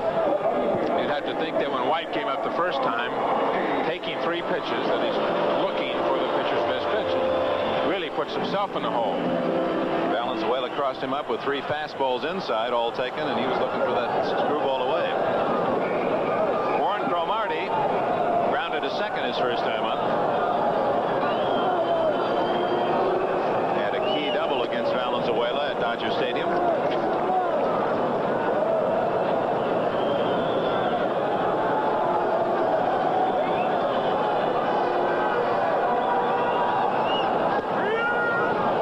The Expos really developed an outstanding outfield in the last 4 or 5 years. In fact, in 1976, the Denver Bears had an outfield of Cromartie, Ellis Valentine, and Andre Dawson. Valentine traded to the Mets at midseason this year for Jeff Reardon.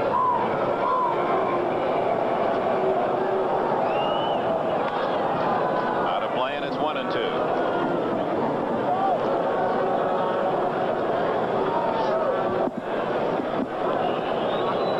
Valenzuela, who has an unusual habit of looking to the skies, closing the eyes, and then picking up the target in the middle of his windup. Foul tip and out of the glove of Socia. Cromartie still alive. 1 out in the last of the 5th inning. In case you joined us late, Tim Raines led off the Montreal first inning with a double to left center, sacrificed to third, and scored on a double play. The Dodgers tied it in this, the 5th inning.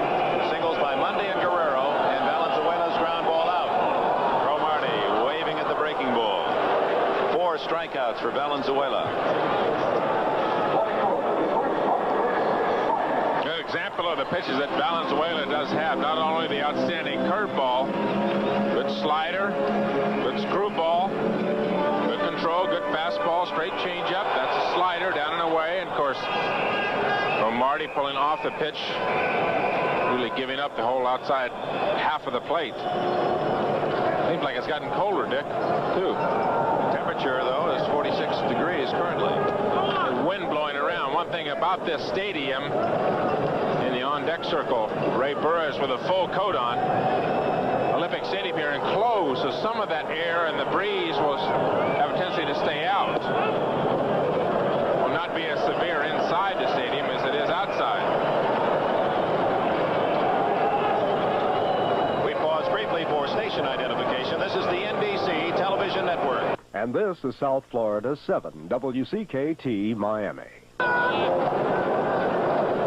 From Olympic Stadium, Montreal, Dick Enberg with Tom Seaver.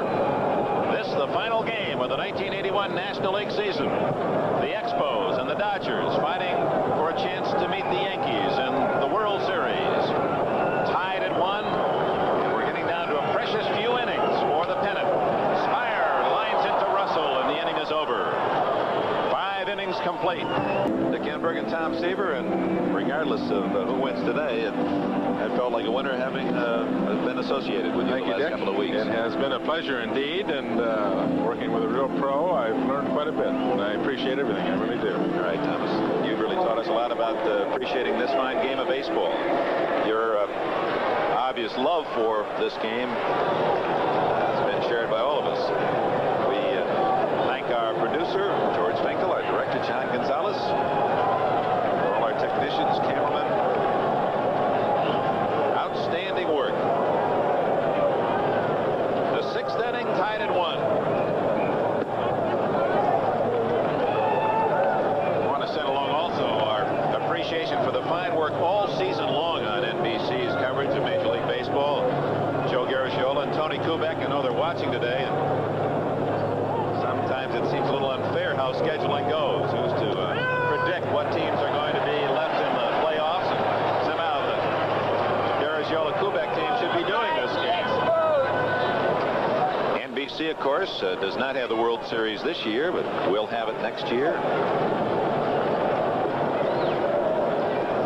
Be a happier season for everyone, hopefully fans and players. Spire gets Baker.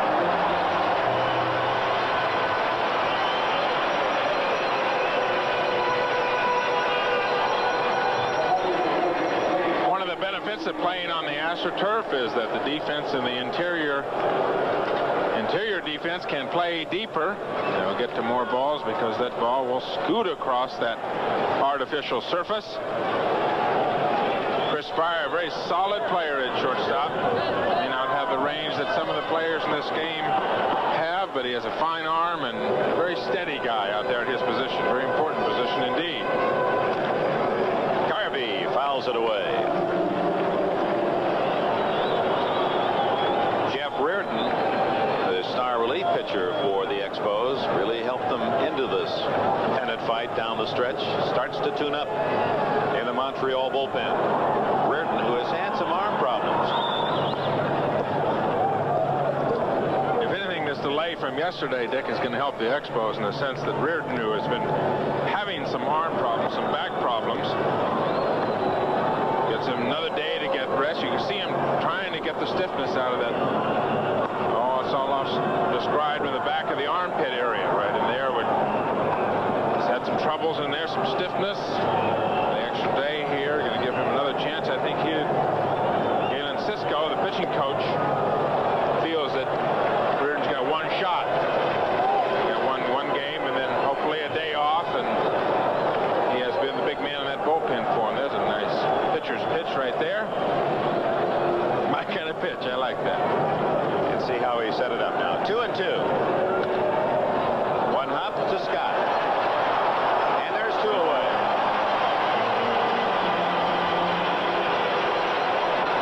Rodney Scott gets Garvey's ground ball, and Ron Say is the batter.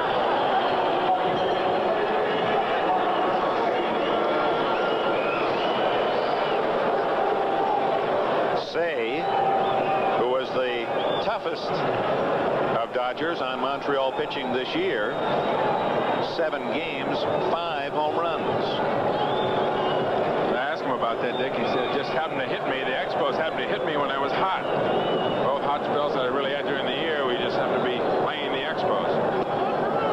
Ball one. Hit a home run one game and then hitting a home run the other game. There's Woody Fryman joining Jeff Reardon down there. That's one thing as a pitcher will do as he's scheduled a pitch during the regular season. Watch the team that he's going to pitch against in the next week or two. See who's hot, who's not hot. High fly ball to center. Dawson there. Burris comes back to get the Dodgers in order in the 6th inning. Last of the 6th inning for the Expos. It'll be Burris, leadoff hitter Raines, and Scott tied at 1.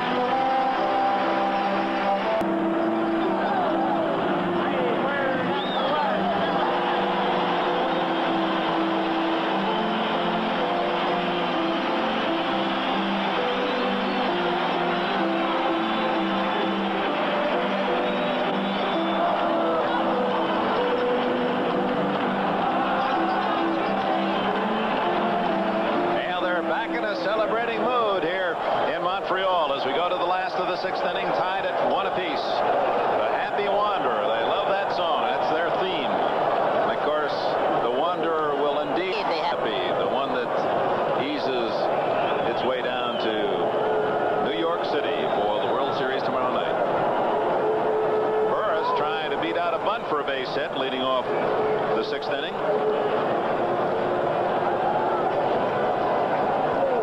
Valenzuela allowing only 2 hits, a double to Raines, who scored in the 1st, and a single in the 4th inning by Carter. And that is his 5th strikeout.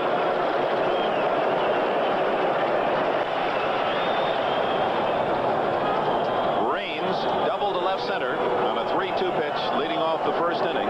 Moved to third on a sacrifice by Scott and scored when Dawson hit into a double play.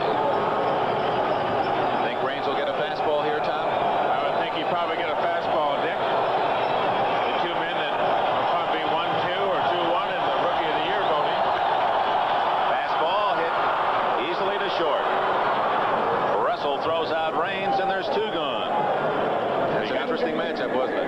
the fastball. First time, a fastball, he drove it into left center alley on a 3-2 pitch for a double. This time, Valenzuela comes to the inside part of the plate.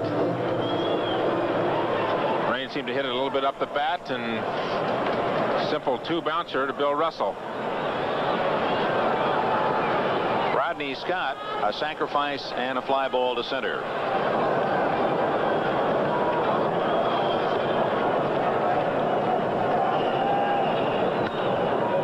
High pop fly. Second baseman Lopes and the right fielder Monday. And Lopes handles it as Valenzuela eases his way through the Montreal lineup again. That's the 4th time he's retired them in order. We're down to 3 innings, and it's still tied at 1. We'll be back after these messages from your local station.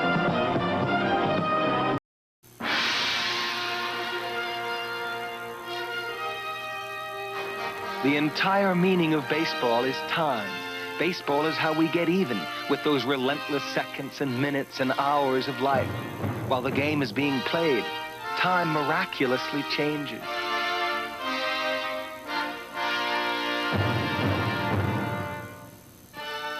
Baseball fever. Catch it. It's worth it. The preceding message was furnished by Major League Baseball.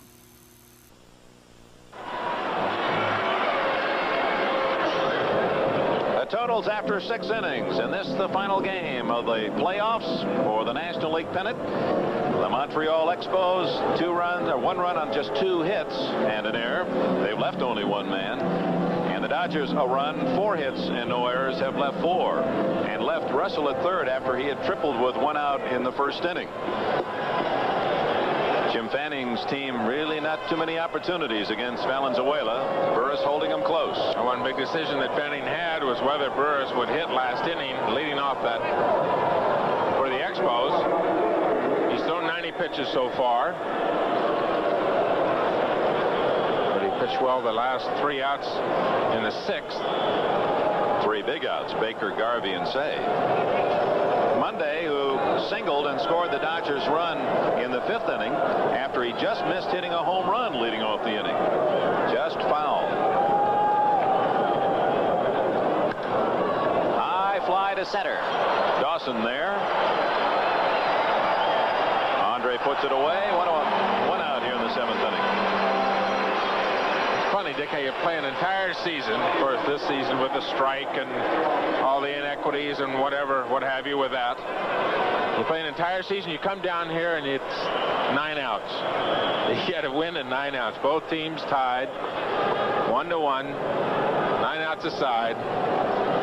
Every game, every pitch so important, and the managers go through that speech every year in spring training. Every game, every situation. And now all the lessons of the year, all the missed opportunities, as well as all those glorious moments where a man's come through in a pressure situation. And who will be the star today?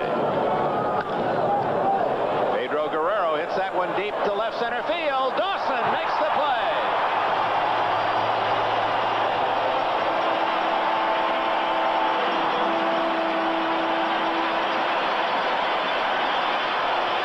This is a ball that might have been out of Dodger Stadium.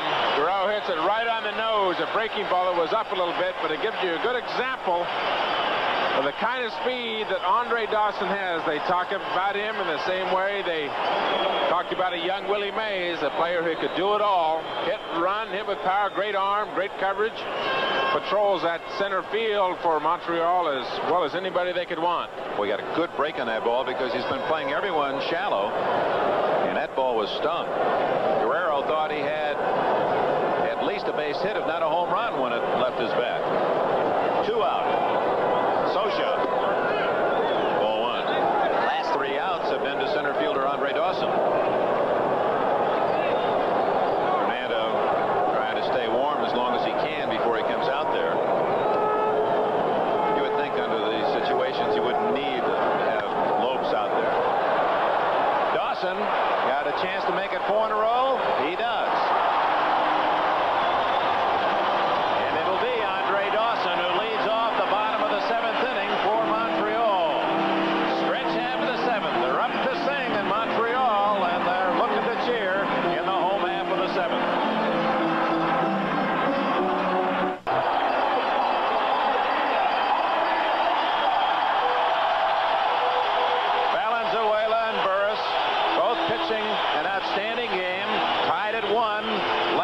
7th inning in Montreal.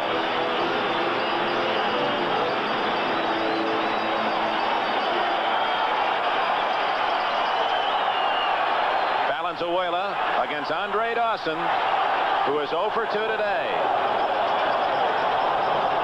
No RBIs against Philadelphia and none against Los Angeles in the playoffs.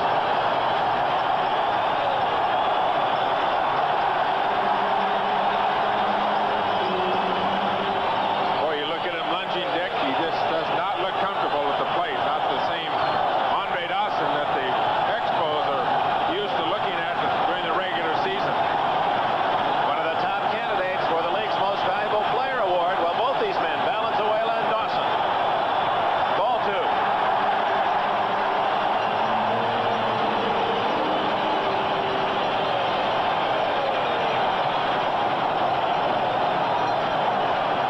Fans know their big men are up here in the 7th inning.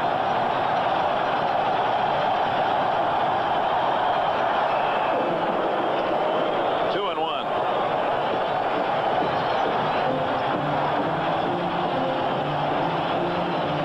When the hitter gets out ahead of the count, Dick, as you well know, he can sit on one pitch and can't get the bat head out front. He's doing something wrong, especially a hitter of the caliber of Andre Dawson. Hopped up. Lopes at second wants it. And the Dawson slump continues.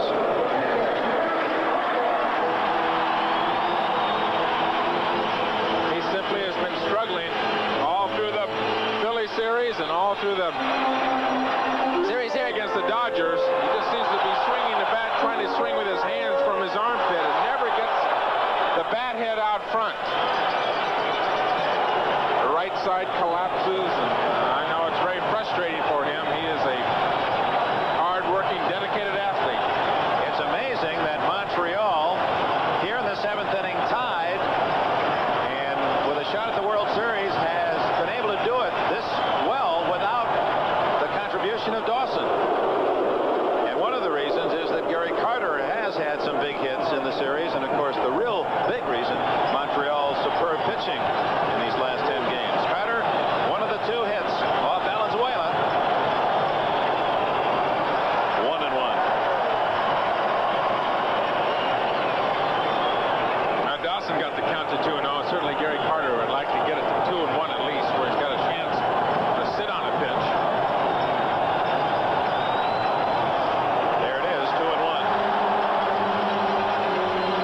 This is a big out for Fernando. That gentleman at home plate, Gary Carter's got good power. Screwball. 2 and 2. Didn't give in to him. Good pitching.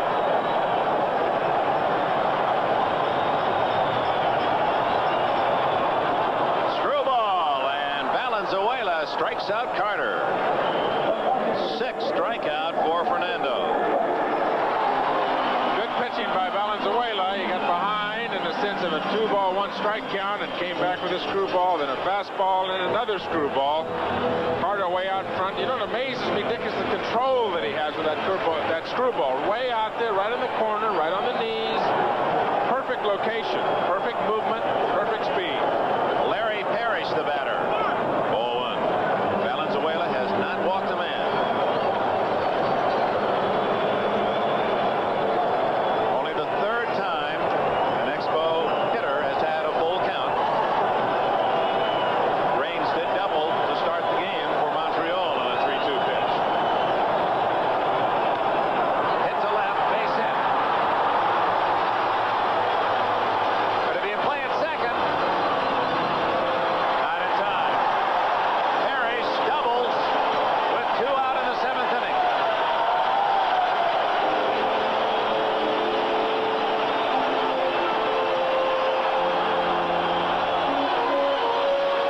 Good hustle by Larry Parrish. A breaking ball, something up in the strike zone, and Larry's been struggling with the bat. Hit it right on the nose. Runs well for a big man.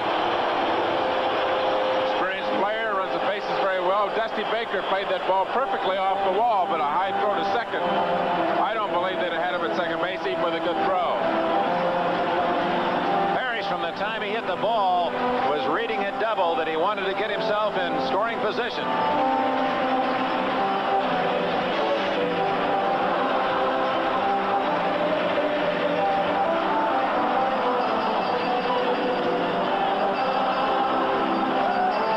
Jerry White is the batter against Valenzuela. White has struck out and grounded out. Dave Stewart still warmed up in the Dodger pen. He's been throwing periodically. Davey Lopes called Socia out to the mound. We'll conference and see what they're going to get organized, how they're going to do it, where they're going to pitch somebody, if they're going to pitch to somebody, how they're going to play the defense. First base is open.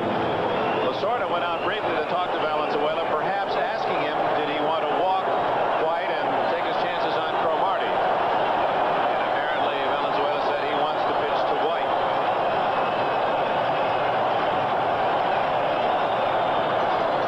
Ball one. White, the star of Game 3, when in the late innings he hit a 3-run homer to break a 1-1 tie. Similar situation, bottom of the 7th.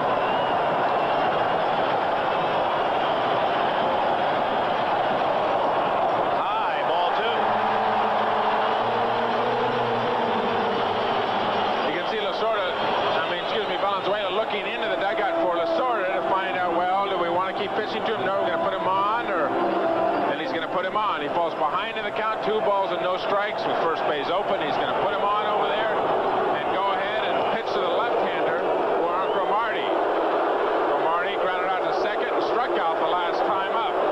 But in making this decision, you are walking a man who hit .218 on the year as a reserve to pitch to the man who had the best batting average of any Expo, .304. But it is left-hander against left-hander.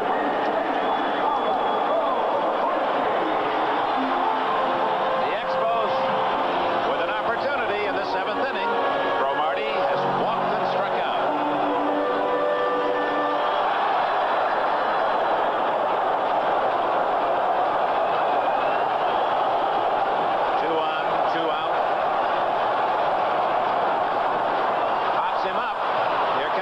He has a play. And Valenzuela pitches out of it.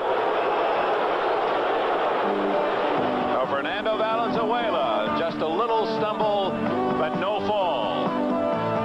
The Expos a hit and leave 2 innings to go, tied at 1.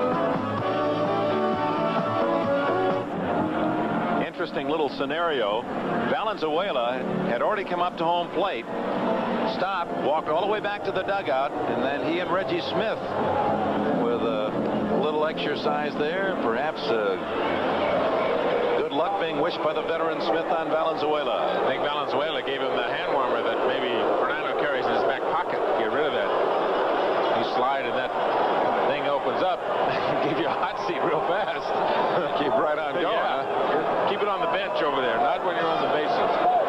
Valenzuela, and then the top of the order, Lopes and Russell. Fernando not only has pitched a brilliant 3-hitter, he knocked in the only run for the Dodgers with a ground out.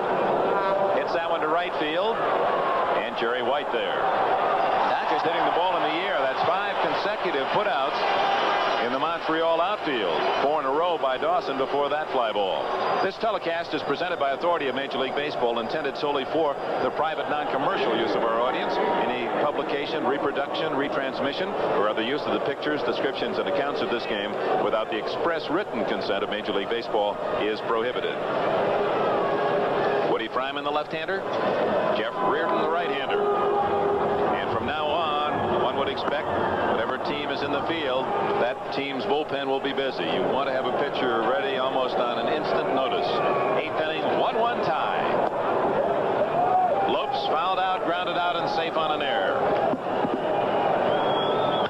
Line drive, Spire can't get it. Lopes will hold at first base. That's the 5th hit off Burris, matching the total by the Dodgers in Game 2. But they put a man on base at a definite threat to steal. Not only is Lopes a threat to steal here, Dick, certainly, but Bill Russell a good hit and run man. The Dodgers have a couple of ways they could go if they want to. They can try the straight steal. They can try the hit and run. Right two. You can see Burris, a much quicker move with that front foot, not kicking the knee up, and that quick straight stride to the plate to shorten the chances of Lopes. There he goes.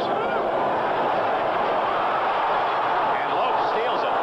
Well, he shows you how quick he is. Carter's throw was just a little up, and that was enough for Lopes to squeak in safely. It looked like Carter took a little extra step, maybe to get his hand on the ball coming out from behind home plate. Well, a good throw. Just a foot high. If that throw had been right on the bag, it would have had him. But it looked like the difference being that maybe a half a step that Carter took coming out from behind home plate. So Lopes in scoring position, carrying the tie-breaking run. 8th inning, 1-1 the score. Hit sharply. Spire back. They got Lopes in a rundown. But no one covering second. There's the out, and that first is Russell. A big play by Spire and Lopes. The most unfortunate base running error.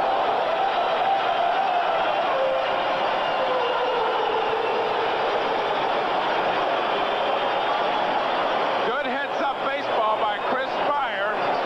Whether he would have had a shot at first base on Bill Russell, we'll never really know. And bad base running by Davey Lopes. He just got caught out there in no man's land.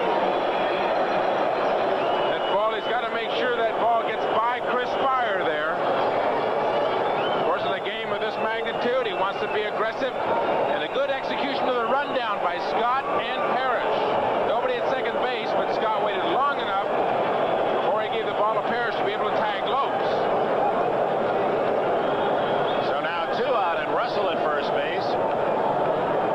And the Dodgers can't break the tie in a single.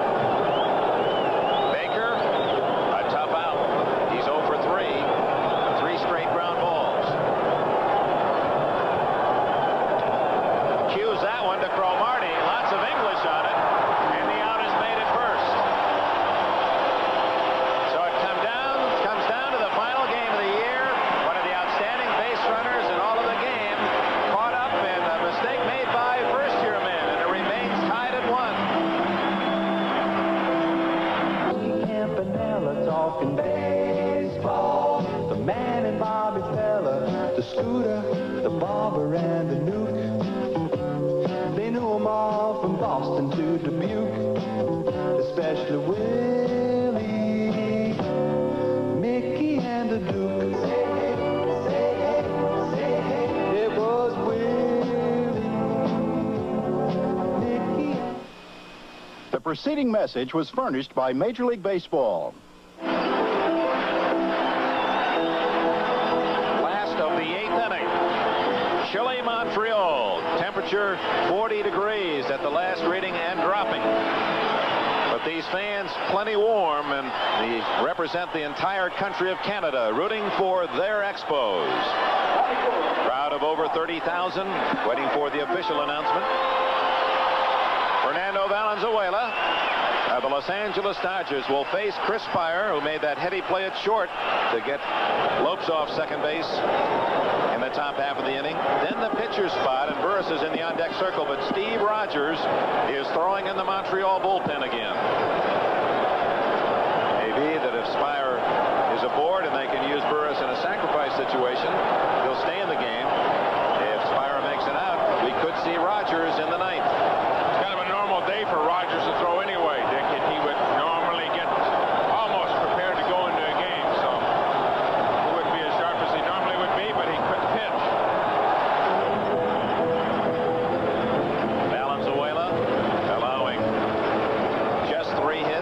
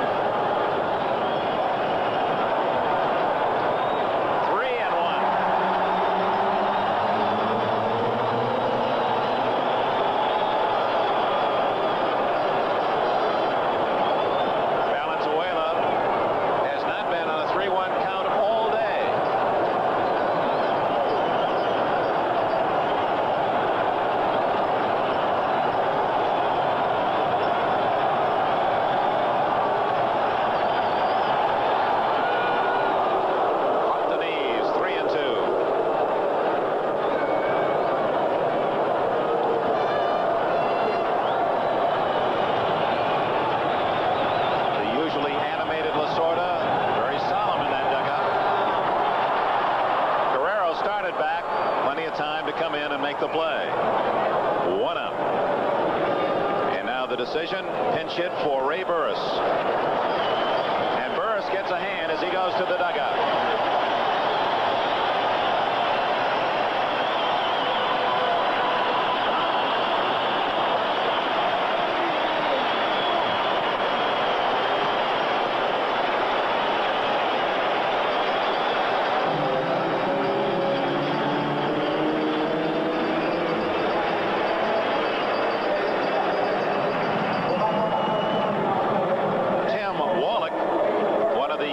On this Montreal club will pinch hit for Burris. His work complete.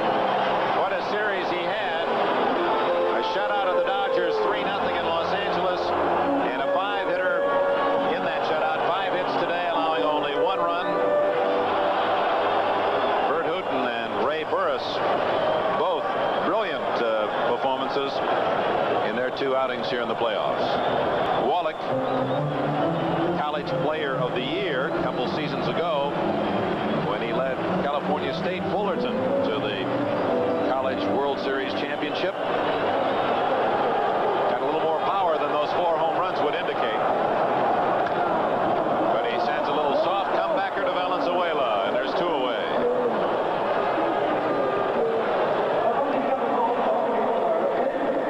Valenzuela now will face Tim Raines. Another confrontation between the 2 men that figure between them to haul away the National League Rookie of the Year award. Valenzuela for his outstanding pitching, leading the majors in shutouts and strikeouts. Raines, the top base stealer in the big leagues with 71 and hitting .304.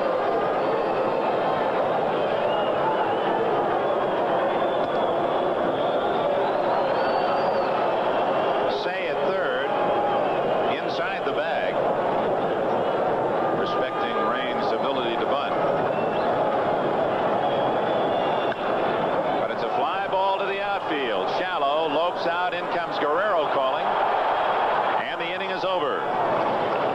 So Valenzuela continues to mow down the Expos in 8 innings, 5 times. He's retired them 1, 2, 3, and the Dodgers come up in the 9th with the middle of the order in a game tied at 1.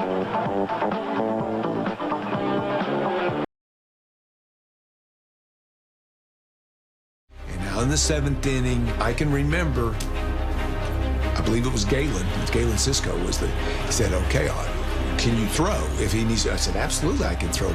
Well, just be ready.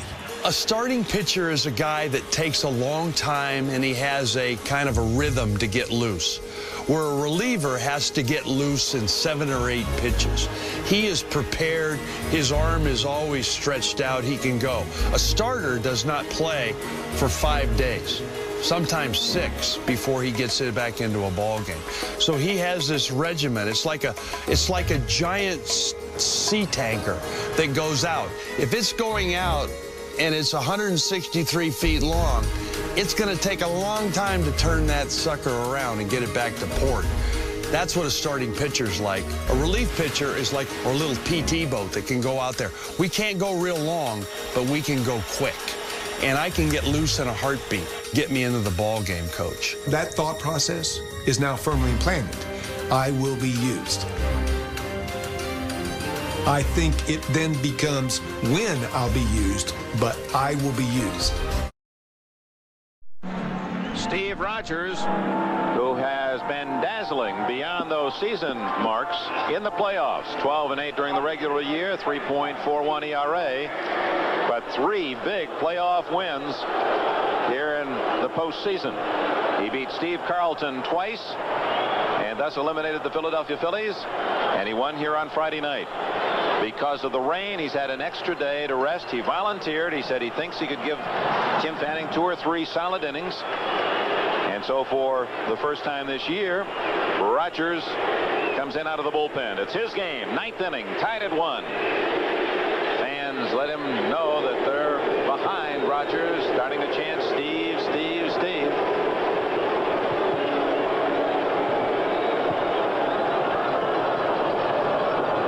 Garvey, a clutch hitter, 0 for 3 today against Burris.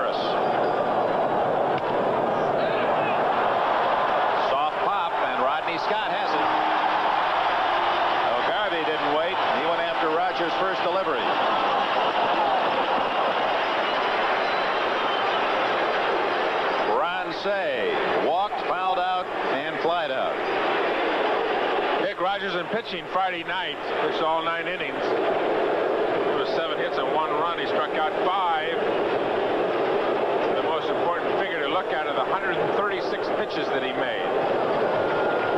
Now just 2.5 days later. Checking the book. This is only the 3rd time in his entire Major League career he's pitched in relief.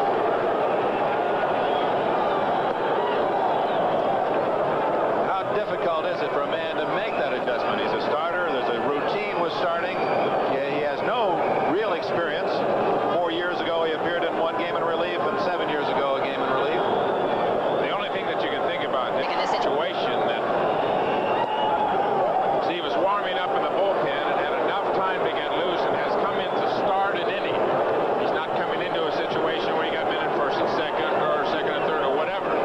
He can come in and start his own program, create his own problems, his own trouble or whatever. Start from the windup and not have to come in from the stretch position.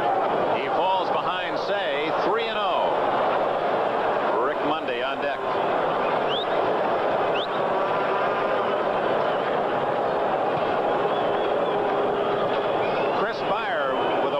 Got the attention of the infield and Rogers and said, hey, he may be swinging, be alert. He took 3-1.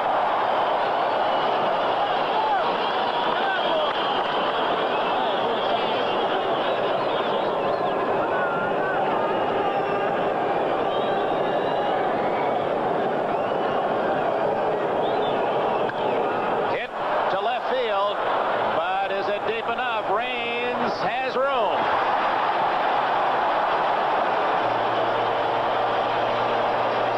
Ron Say when it left the bat, and that too might have been a home run in Dodger Stadium. It might have been a home run on a warmer day too. A good swing, and looks like he was right on it. Dick, you can see Ron Say with almost the same kind of actions that Carlton Fisk had in that great World Series between Cincinnati and Boston.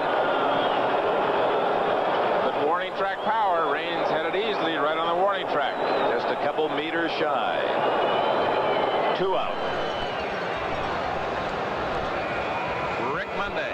He has scored the Dodgers run, leading off with a single in the 5th inning. Moved to third on Guerrero's single and scored on Valenzuela's ground out. Suddenly becoming much darker. Out of play. He's had some excellent swings these last 2 games. Valenzuela through 8 innings, allowing just 1 run and only 3 hits.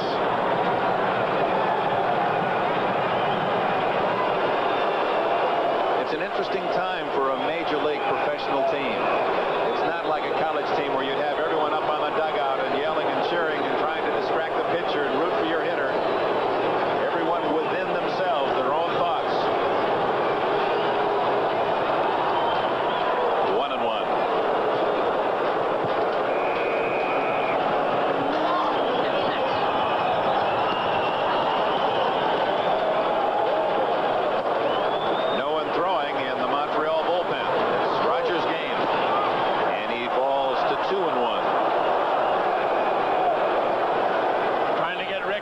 breaking ball. Monday a good low and in, up, out over the plate fastball hitter. You see the scoreboard here in Olympic Stadium, both in English and French. Rogers has fallen behind here, 2 balls and 1 strike. Three and one. I saw Monday point at the ball after it landed in the dirt, and it's thrown out of play. 3 and 1. The outfield is deep toward right. Rodney Scott, the second baseman, way out beyond the line, as you can see, trying to cut off the hole between first and second. Not only the third baseman and the first baseman not giving up the W. You see Pedro Guerrero on deck, 3-1 the count, but the outfielders playing deep enough. Barry White in right field do not want to have a double here. Hit to center and hit well. Dawson back, and Monday will touch them all.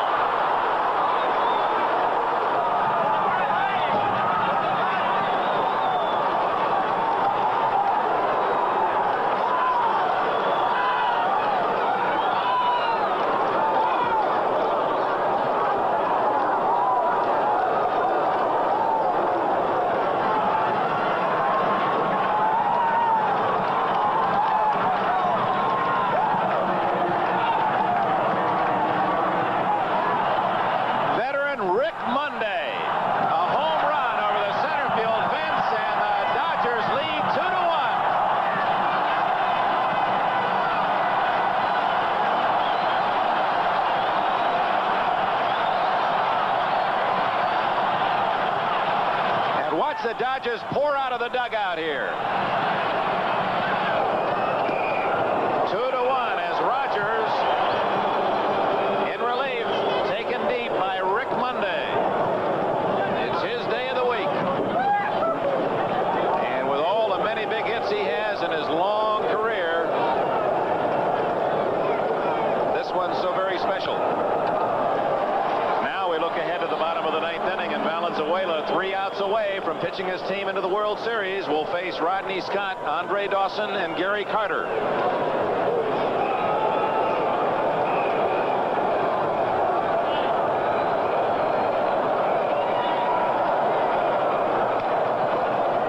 Count remains 0-2. Neil Tom has lectured us throughout these last 10 games about staying ahead of the hitters and the problems with pitching good men 2-0 and 3-1. Rogers had to come in with something special, 3 balls and a strike, and Monday cleared the wall with it. 3 balls and a strike, and he challenged him with a right-hand hitter on deck, too, Dick. But the key, of course, is getting behind him. Guerrero strikes out. But one big swing by the Dodgers' Rick Monday places Los Angeles within 3 outs of another date with the New York Yankees. And here it is again.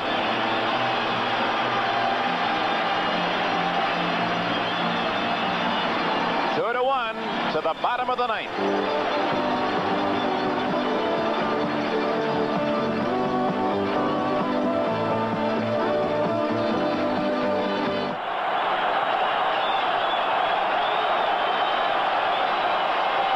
This explains the expression. The sorrow and the joy all in one package. You bet. 2-1 Dodgers, ninth inning. And Scott trying to bunt his way on unsuccessfully as Garvey cut him off at the pass. 1 out.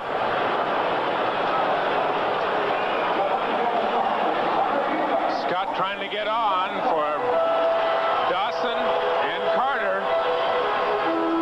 Difficult play on the AstroTurf. That ball got down to Garvey very quickly. And the Dodgers are but 2 outs away from going to Yankee Stadium. Andre Dawson, when in a hitting groove, would be a feared hitter and would have the crowd on its feet at this point. But Andre, his rhythm seemingly off. And he too thinking about a bunt with Say deep at third.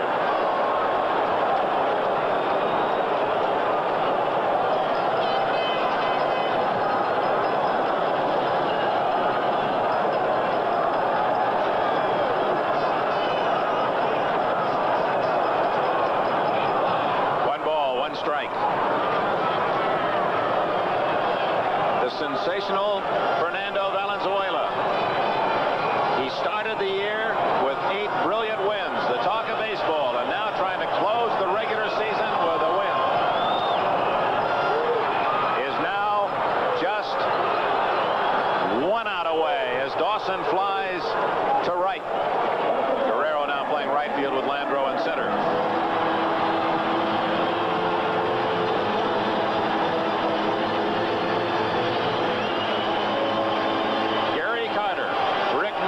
Star in the Dodger dugout.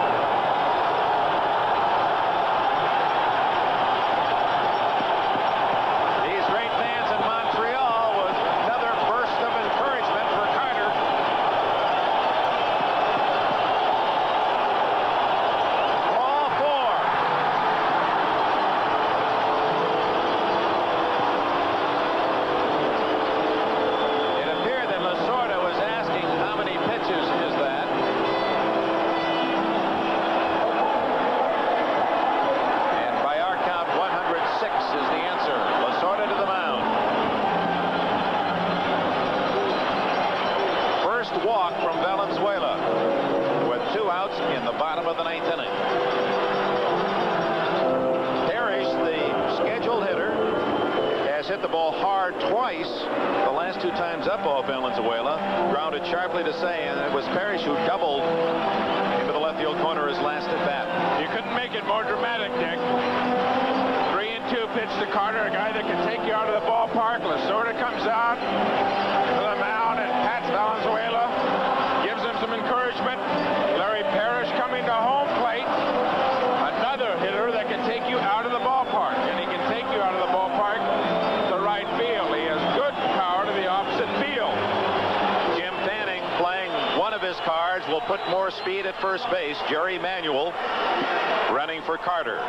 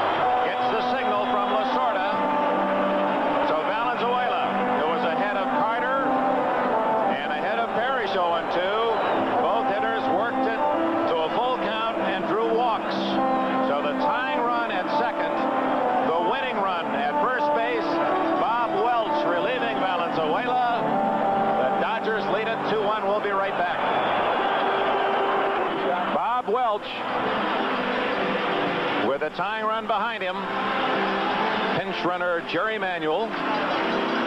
With the winning run at first base, Larry Parrish.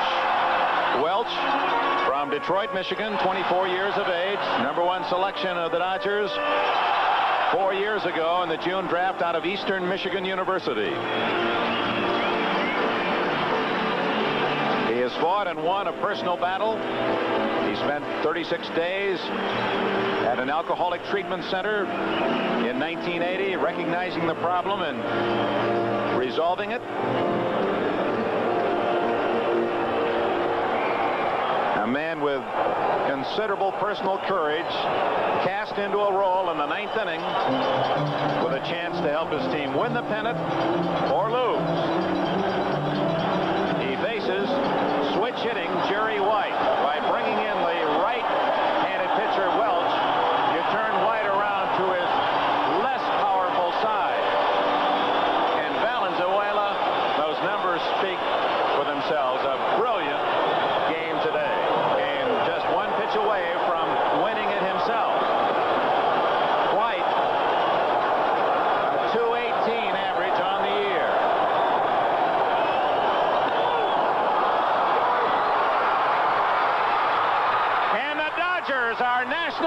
champions.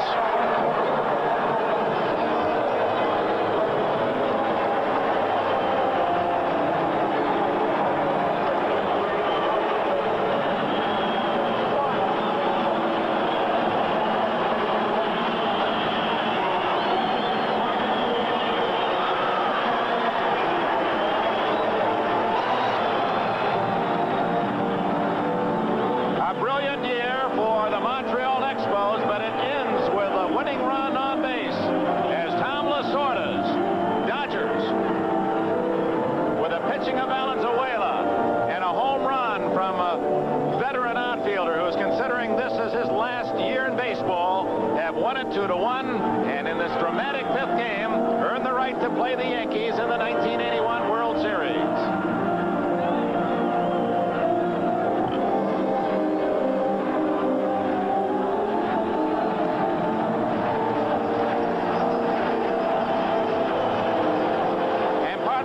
The crowd itself, they're chanting Expos, Expos.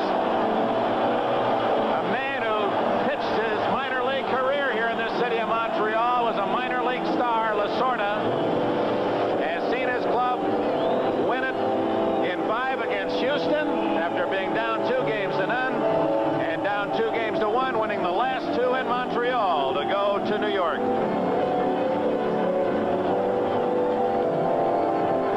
Monday receiving the hugs of congratulations, and Lopes coming over congratulating the Expos on their fine play. And we're going to go down to the winners' locker room in just a moment. The Dodgers win 2-1. Now in the stretch. Here's the 3-1 pitch, and it's swung on, fly ball, center field. Dawson going back onto the warning track. Dawson at the wall. That ball is a home run. That ball is out of here, and a home run for Rick Monday, and the Dodger bench clears to congratulate Rick Monday, who has hit a 2-out home run here in the 9th inning, and it appeared that Andre Dawson had room as he went back to the fence, and he just flat ran out of room as the ball cleared the fence at about the 385 mark. I do not second-guess Jim Fanning for that decision at all. Rogers was the best pitcher in the game. He was starting an inning. He didn't have to pitch out of the windup. And I thought you go with your best in that situation. Well, I didn't think that, he would come in with that minimal rest that he had from his previous start, unless it was, a situation where we had run out of options in the bullpen, and the bullpen was rested, had that extra day. But for whatever reason, the decision was made that, we were going to either sink or swim with our ace. Fanning, he went with the, Steve Rogers is our man, and he was doing it with his heart and not with his brain. And that's where we lost. A lot of people do things with their heart. Heart's a great thing, but you better have the head too. When Rogers gave up the ball down the left field line, I knew he was in trouble. I knew he didn't have his stuff right when he left the bullpen. He was not ready. He was not ready to come in. And that's why I got ready in a hurry. I prepared myself for Rick Monday, and I did not get to face Rick Monday. An 8th inning home run by veteran Rick Monday wins it for the Dodgers 2-1 in this dramatic 5th game of the 1981 National League Championship Series. Let's go down to the Dodgers locker room, and here's Byron Day. Okay. Dick Enberg, thank you very much. We're standing here with Rick Monday, the hero of the ballgame, the hitting hero, certainly, of the ballgame. Rick, my goodness, single, you brought the first run in for the Dodgers. You almost put it out the 7th, then you rode it all the way out top of the 9th. How does it feel, buddy? It felt a little bit better. You know what's surprising about it? I was kidding you before the ballgame. It looks like you might not have 4 hours to fill. The first ball that I hit off Burris, it went foul. I was trying body English, but it didn't work. Surprisingly enough, the ball that I hit off Rogers, as soon as I hit the ball, I did not see it until it went over the fence. Boy, is that cold. It also burns, but it feels good. That's right. What did you hit off of Steve Rogers? It was a fastball, and actually I was a little bit surprised in that situation. Although Steve throws the ball exceptionally well, to get a ball in the strike zone, a 3-1 count. But he's had a great deal of success, not only against other Major League ball players, but certainly against me in the past. And sorry, I'm spitting all over you. Let me ask you this: there was some talk. You said that you might want to hang it up after this year. You had a super season, and what a way to get into the World Series. What do you think now? Well, as you and I were talking earlier, it's a pleasantly difficult situation. And I think today just made it that much more difficult. We'll have to wait till after the World Series is over. Very thankfully, we are there. And it was not an easy road. We don't know how to do things easily. Well, listen, very quickly. Now, you're going to be facing the Yankees have announced their rotation. First 2 ball games, Guidry and John. Do you have any thoughts about that? The only thing is we're going to be there. I know that. Okay. This particular point. Thank you, Rick, very much. Okay, Rick Monday here in the Dodger in the Dodger clubhouse. Here he comes. Steve Garvey is with me now. Steven, what a win, huh? Oh, it was great. It really was. And I think some of the ghosts of the Brooklyn days came back to help us. Just a tremendous team effort today. We had key people throughout the series. Great pitching today. Of course, Rick's big home run. We thank God he was with us today. We gave a lot of credit to Montreal. A great series. And, of course, now it's on to the World Series. It's a classic, the Yankees-Dodgers. Listen, the 11th time that you're going to be facing the Yankees. I was just talking to Rick. They've announced their starting rotation. The first 2 pitchers you'll be facing will be Guidry and John. Do you have any thoughts about those 2 guys? No, as long as they throw strikes. They're 2 quality pitchers. Tommy John's a good friend. So is Ron. We're just going to go up there swinging like we did in the series. Steve, there's been a lot of talk, of course. There were some personal problems you had off-season, but you've had a super year. How did you come to have such a good year? Was it tough? Was it difficult on you on the field? Well, as far as I'm concerned, Mike, get the same effort day in and day out. I've surrounded myself with great people. I've got a great family and great fans throughout the country. Again, the key is just going out and giving everything you have, and that's what I try to do. Steve, you certainly have given it everything, and now the Dodgers will be in the World Series as a National League representatives. We'll be back in a moment. Let's go upstairs now to Dick. And we'll have more interviews. We'll hopefully have some of the Expos and more of the Dodgers. NBC's National League Championship Series has been brought to you by Light Beer. Everything you always wanted in a beer and less. By Ford and your Ford dealer, who invite you to test drive the 1982 Ford cars and trucks. By Kentucky Fried Chicken. We do chicken right. And by the new Polaroid Sun cameras. You've never been so sure of an instant picture. Back with more from Montreal. The Dodgers are National League champions after we pause for these words from your local station. Dodgers of Tom Lasorda coming from behind to beat Houston and now to defeat Montreal in the 5th game. 2-1. Now let's go back to the clubhouse and Byron Day. Dick, speaking of the man, we have him here with us now, Tom Lasorda, the skipper of the Dodgers. Tommy, the 11th time you guys are going up against the Yankees. Do you have any thoughts about that? We want to get them. We're very, very thankful to be here. I want to thank God and all of my players and the entire Dodger organization. This is the greatest thing I've ever seen. We came from behind 2-0 with Houston, and we win 3. We came from behind here 2-1. We beat these guys. They were a tough ball club. That's a credit to the entire Expo organization. We beat a battling ball club. But I want to thank my wife, God, everybody, the fruits of victory, and it's now to the Fall Classic. We can't wait till we get to New York. Tommy, let me ask you this. What was the key you guys were shooting for to try to beat Montreal in this last game? Well, the best thing we want to do was get out in front of them because we knew Fernando with 4 days rest was going to be very, very effective. And he pitched a super ball game. And if we would have said in July, you have the 5th game of the playoffs to get you in the World Series, who would you want pitching? We couldn't have asked God for anything better than Fernando. Okay. Tommy, while you get a cold shower here from Pete Guerrero.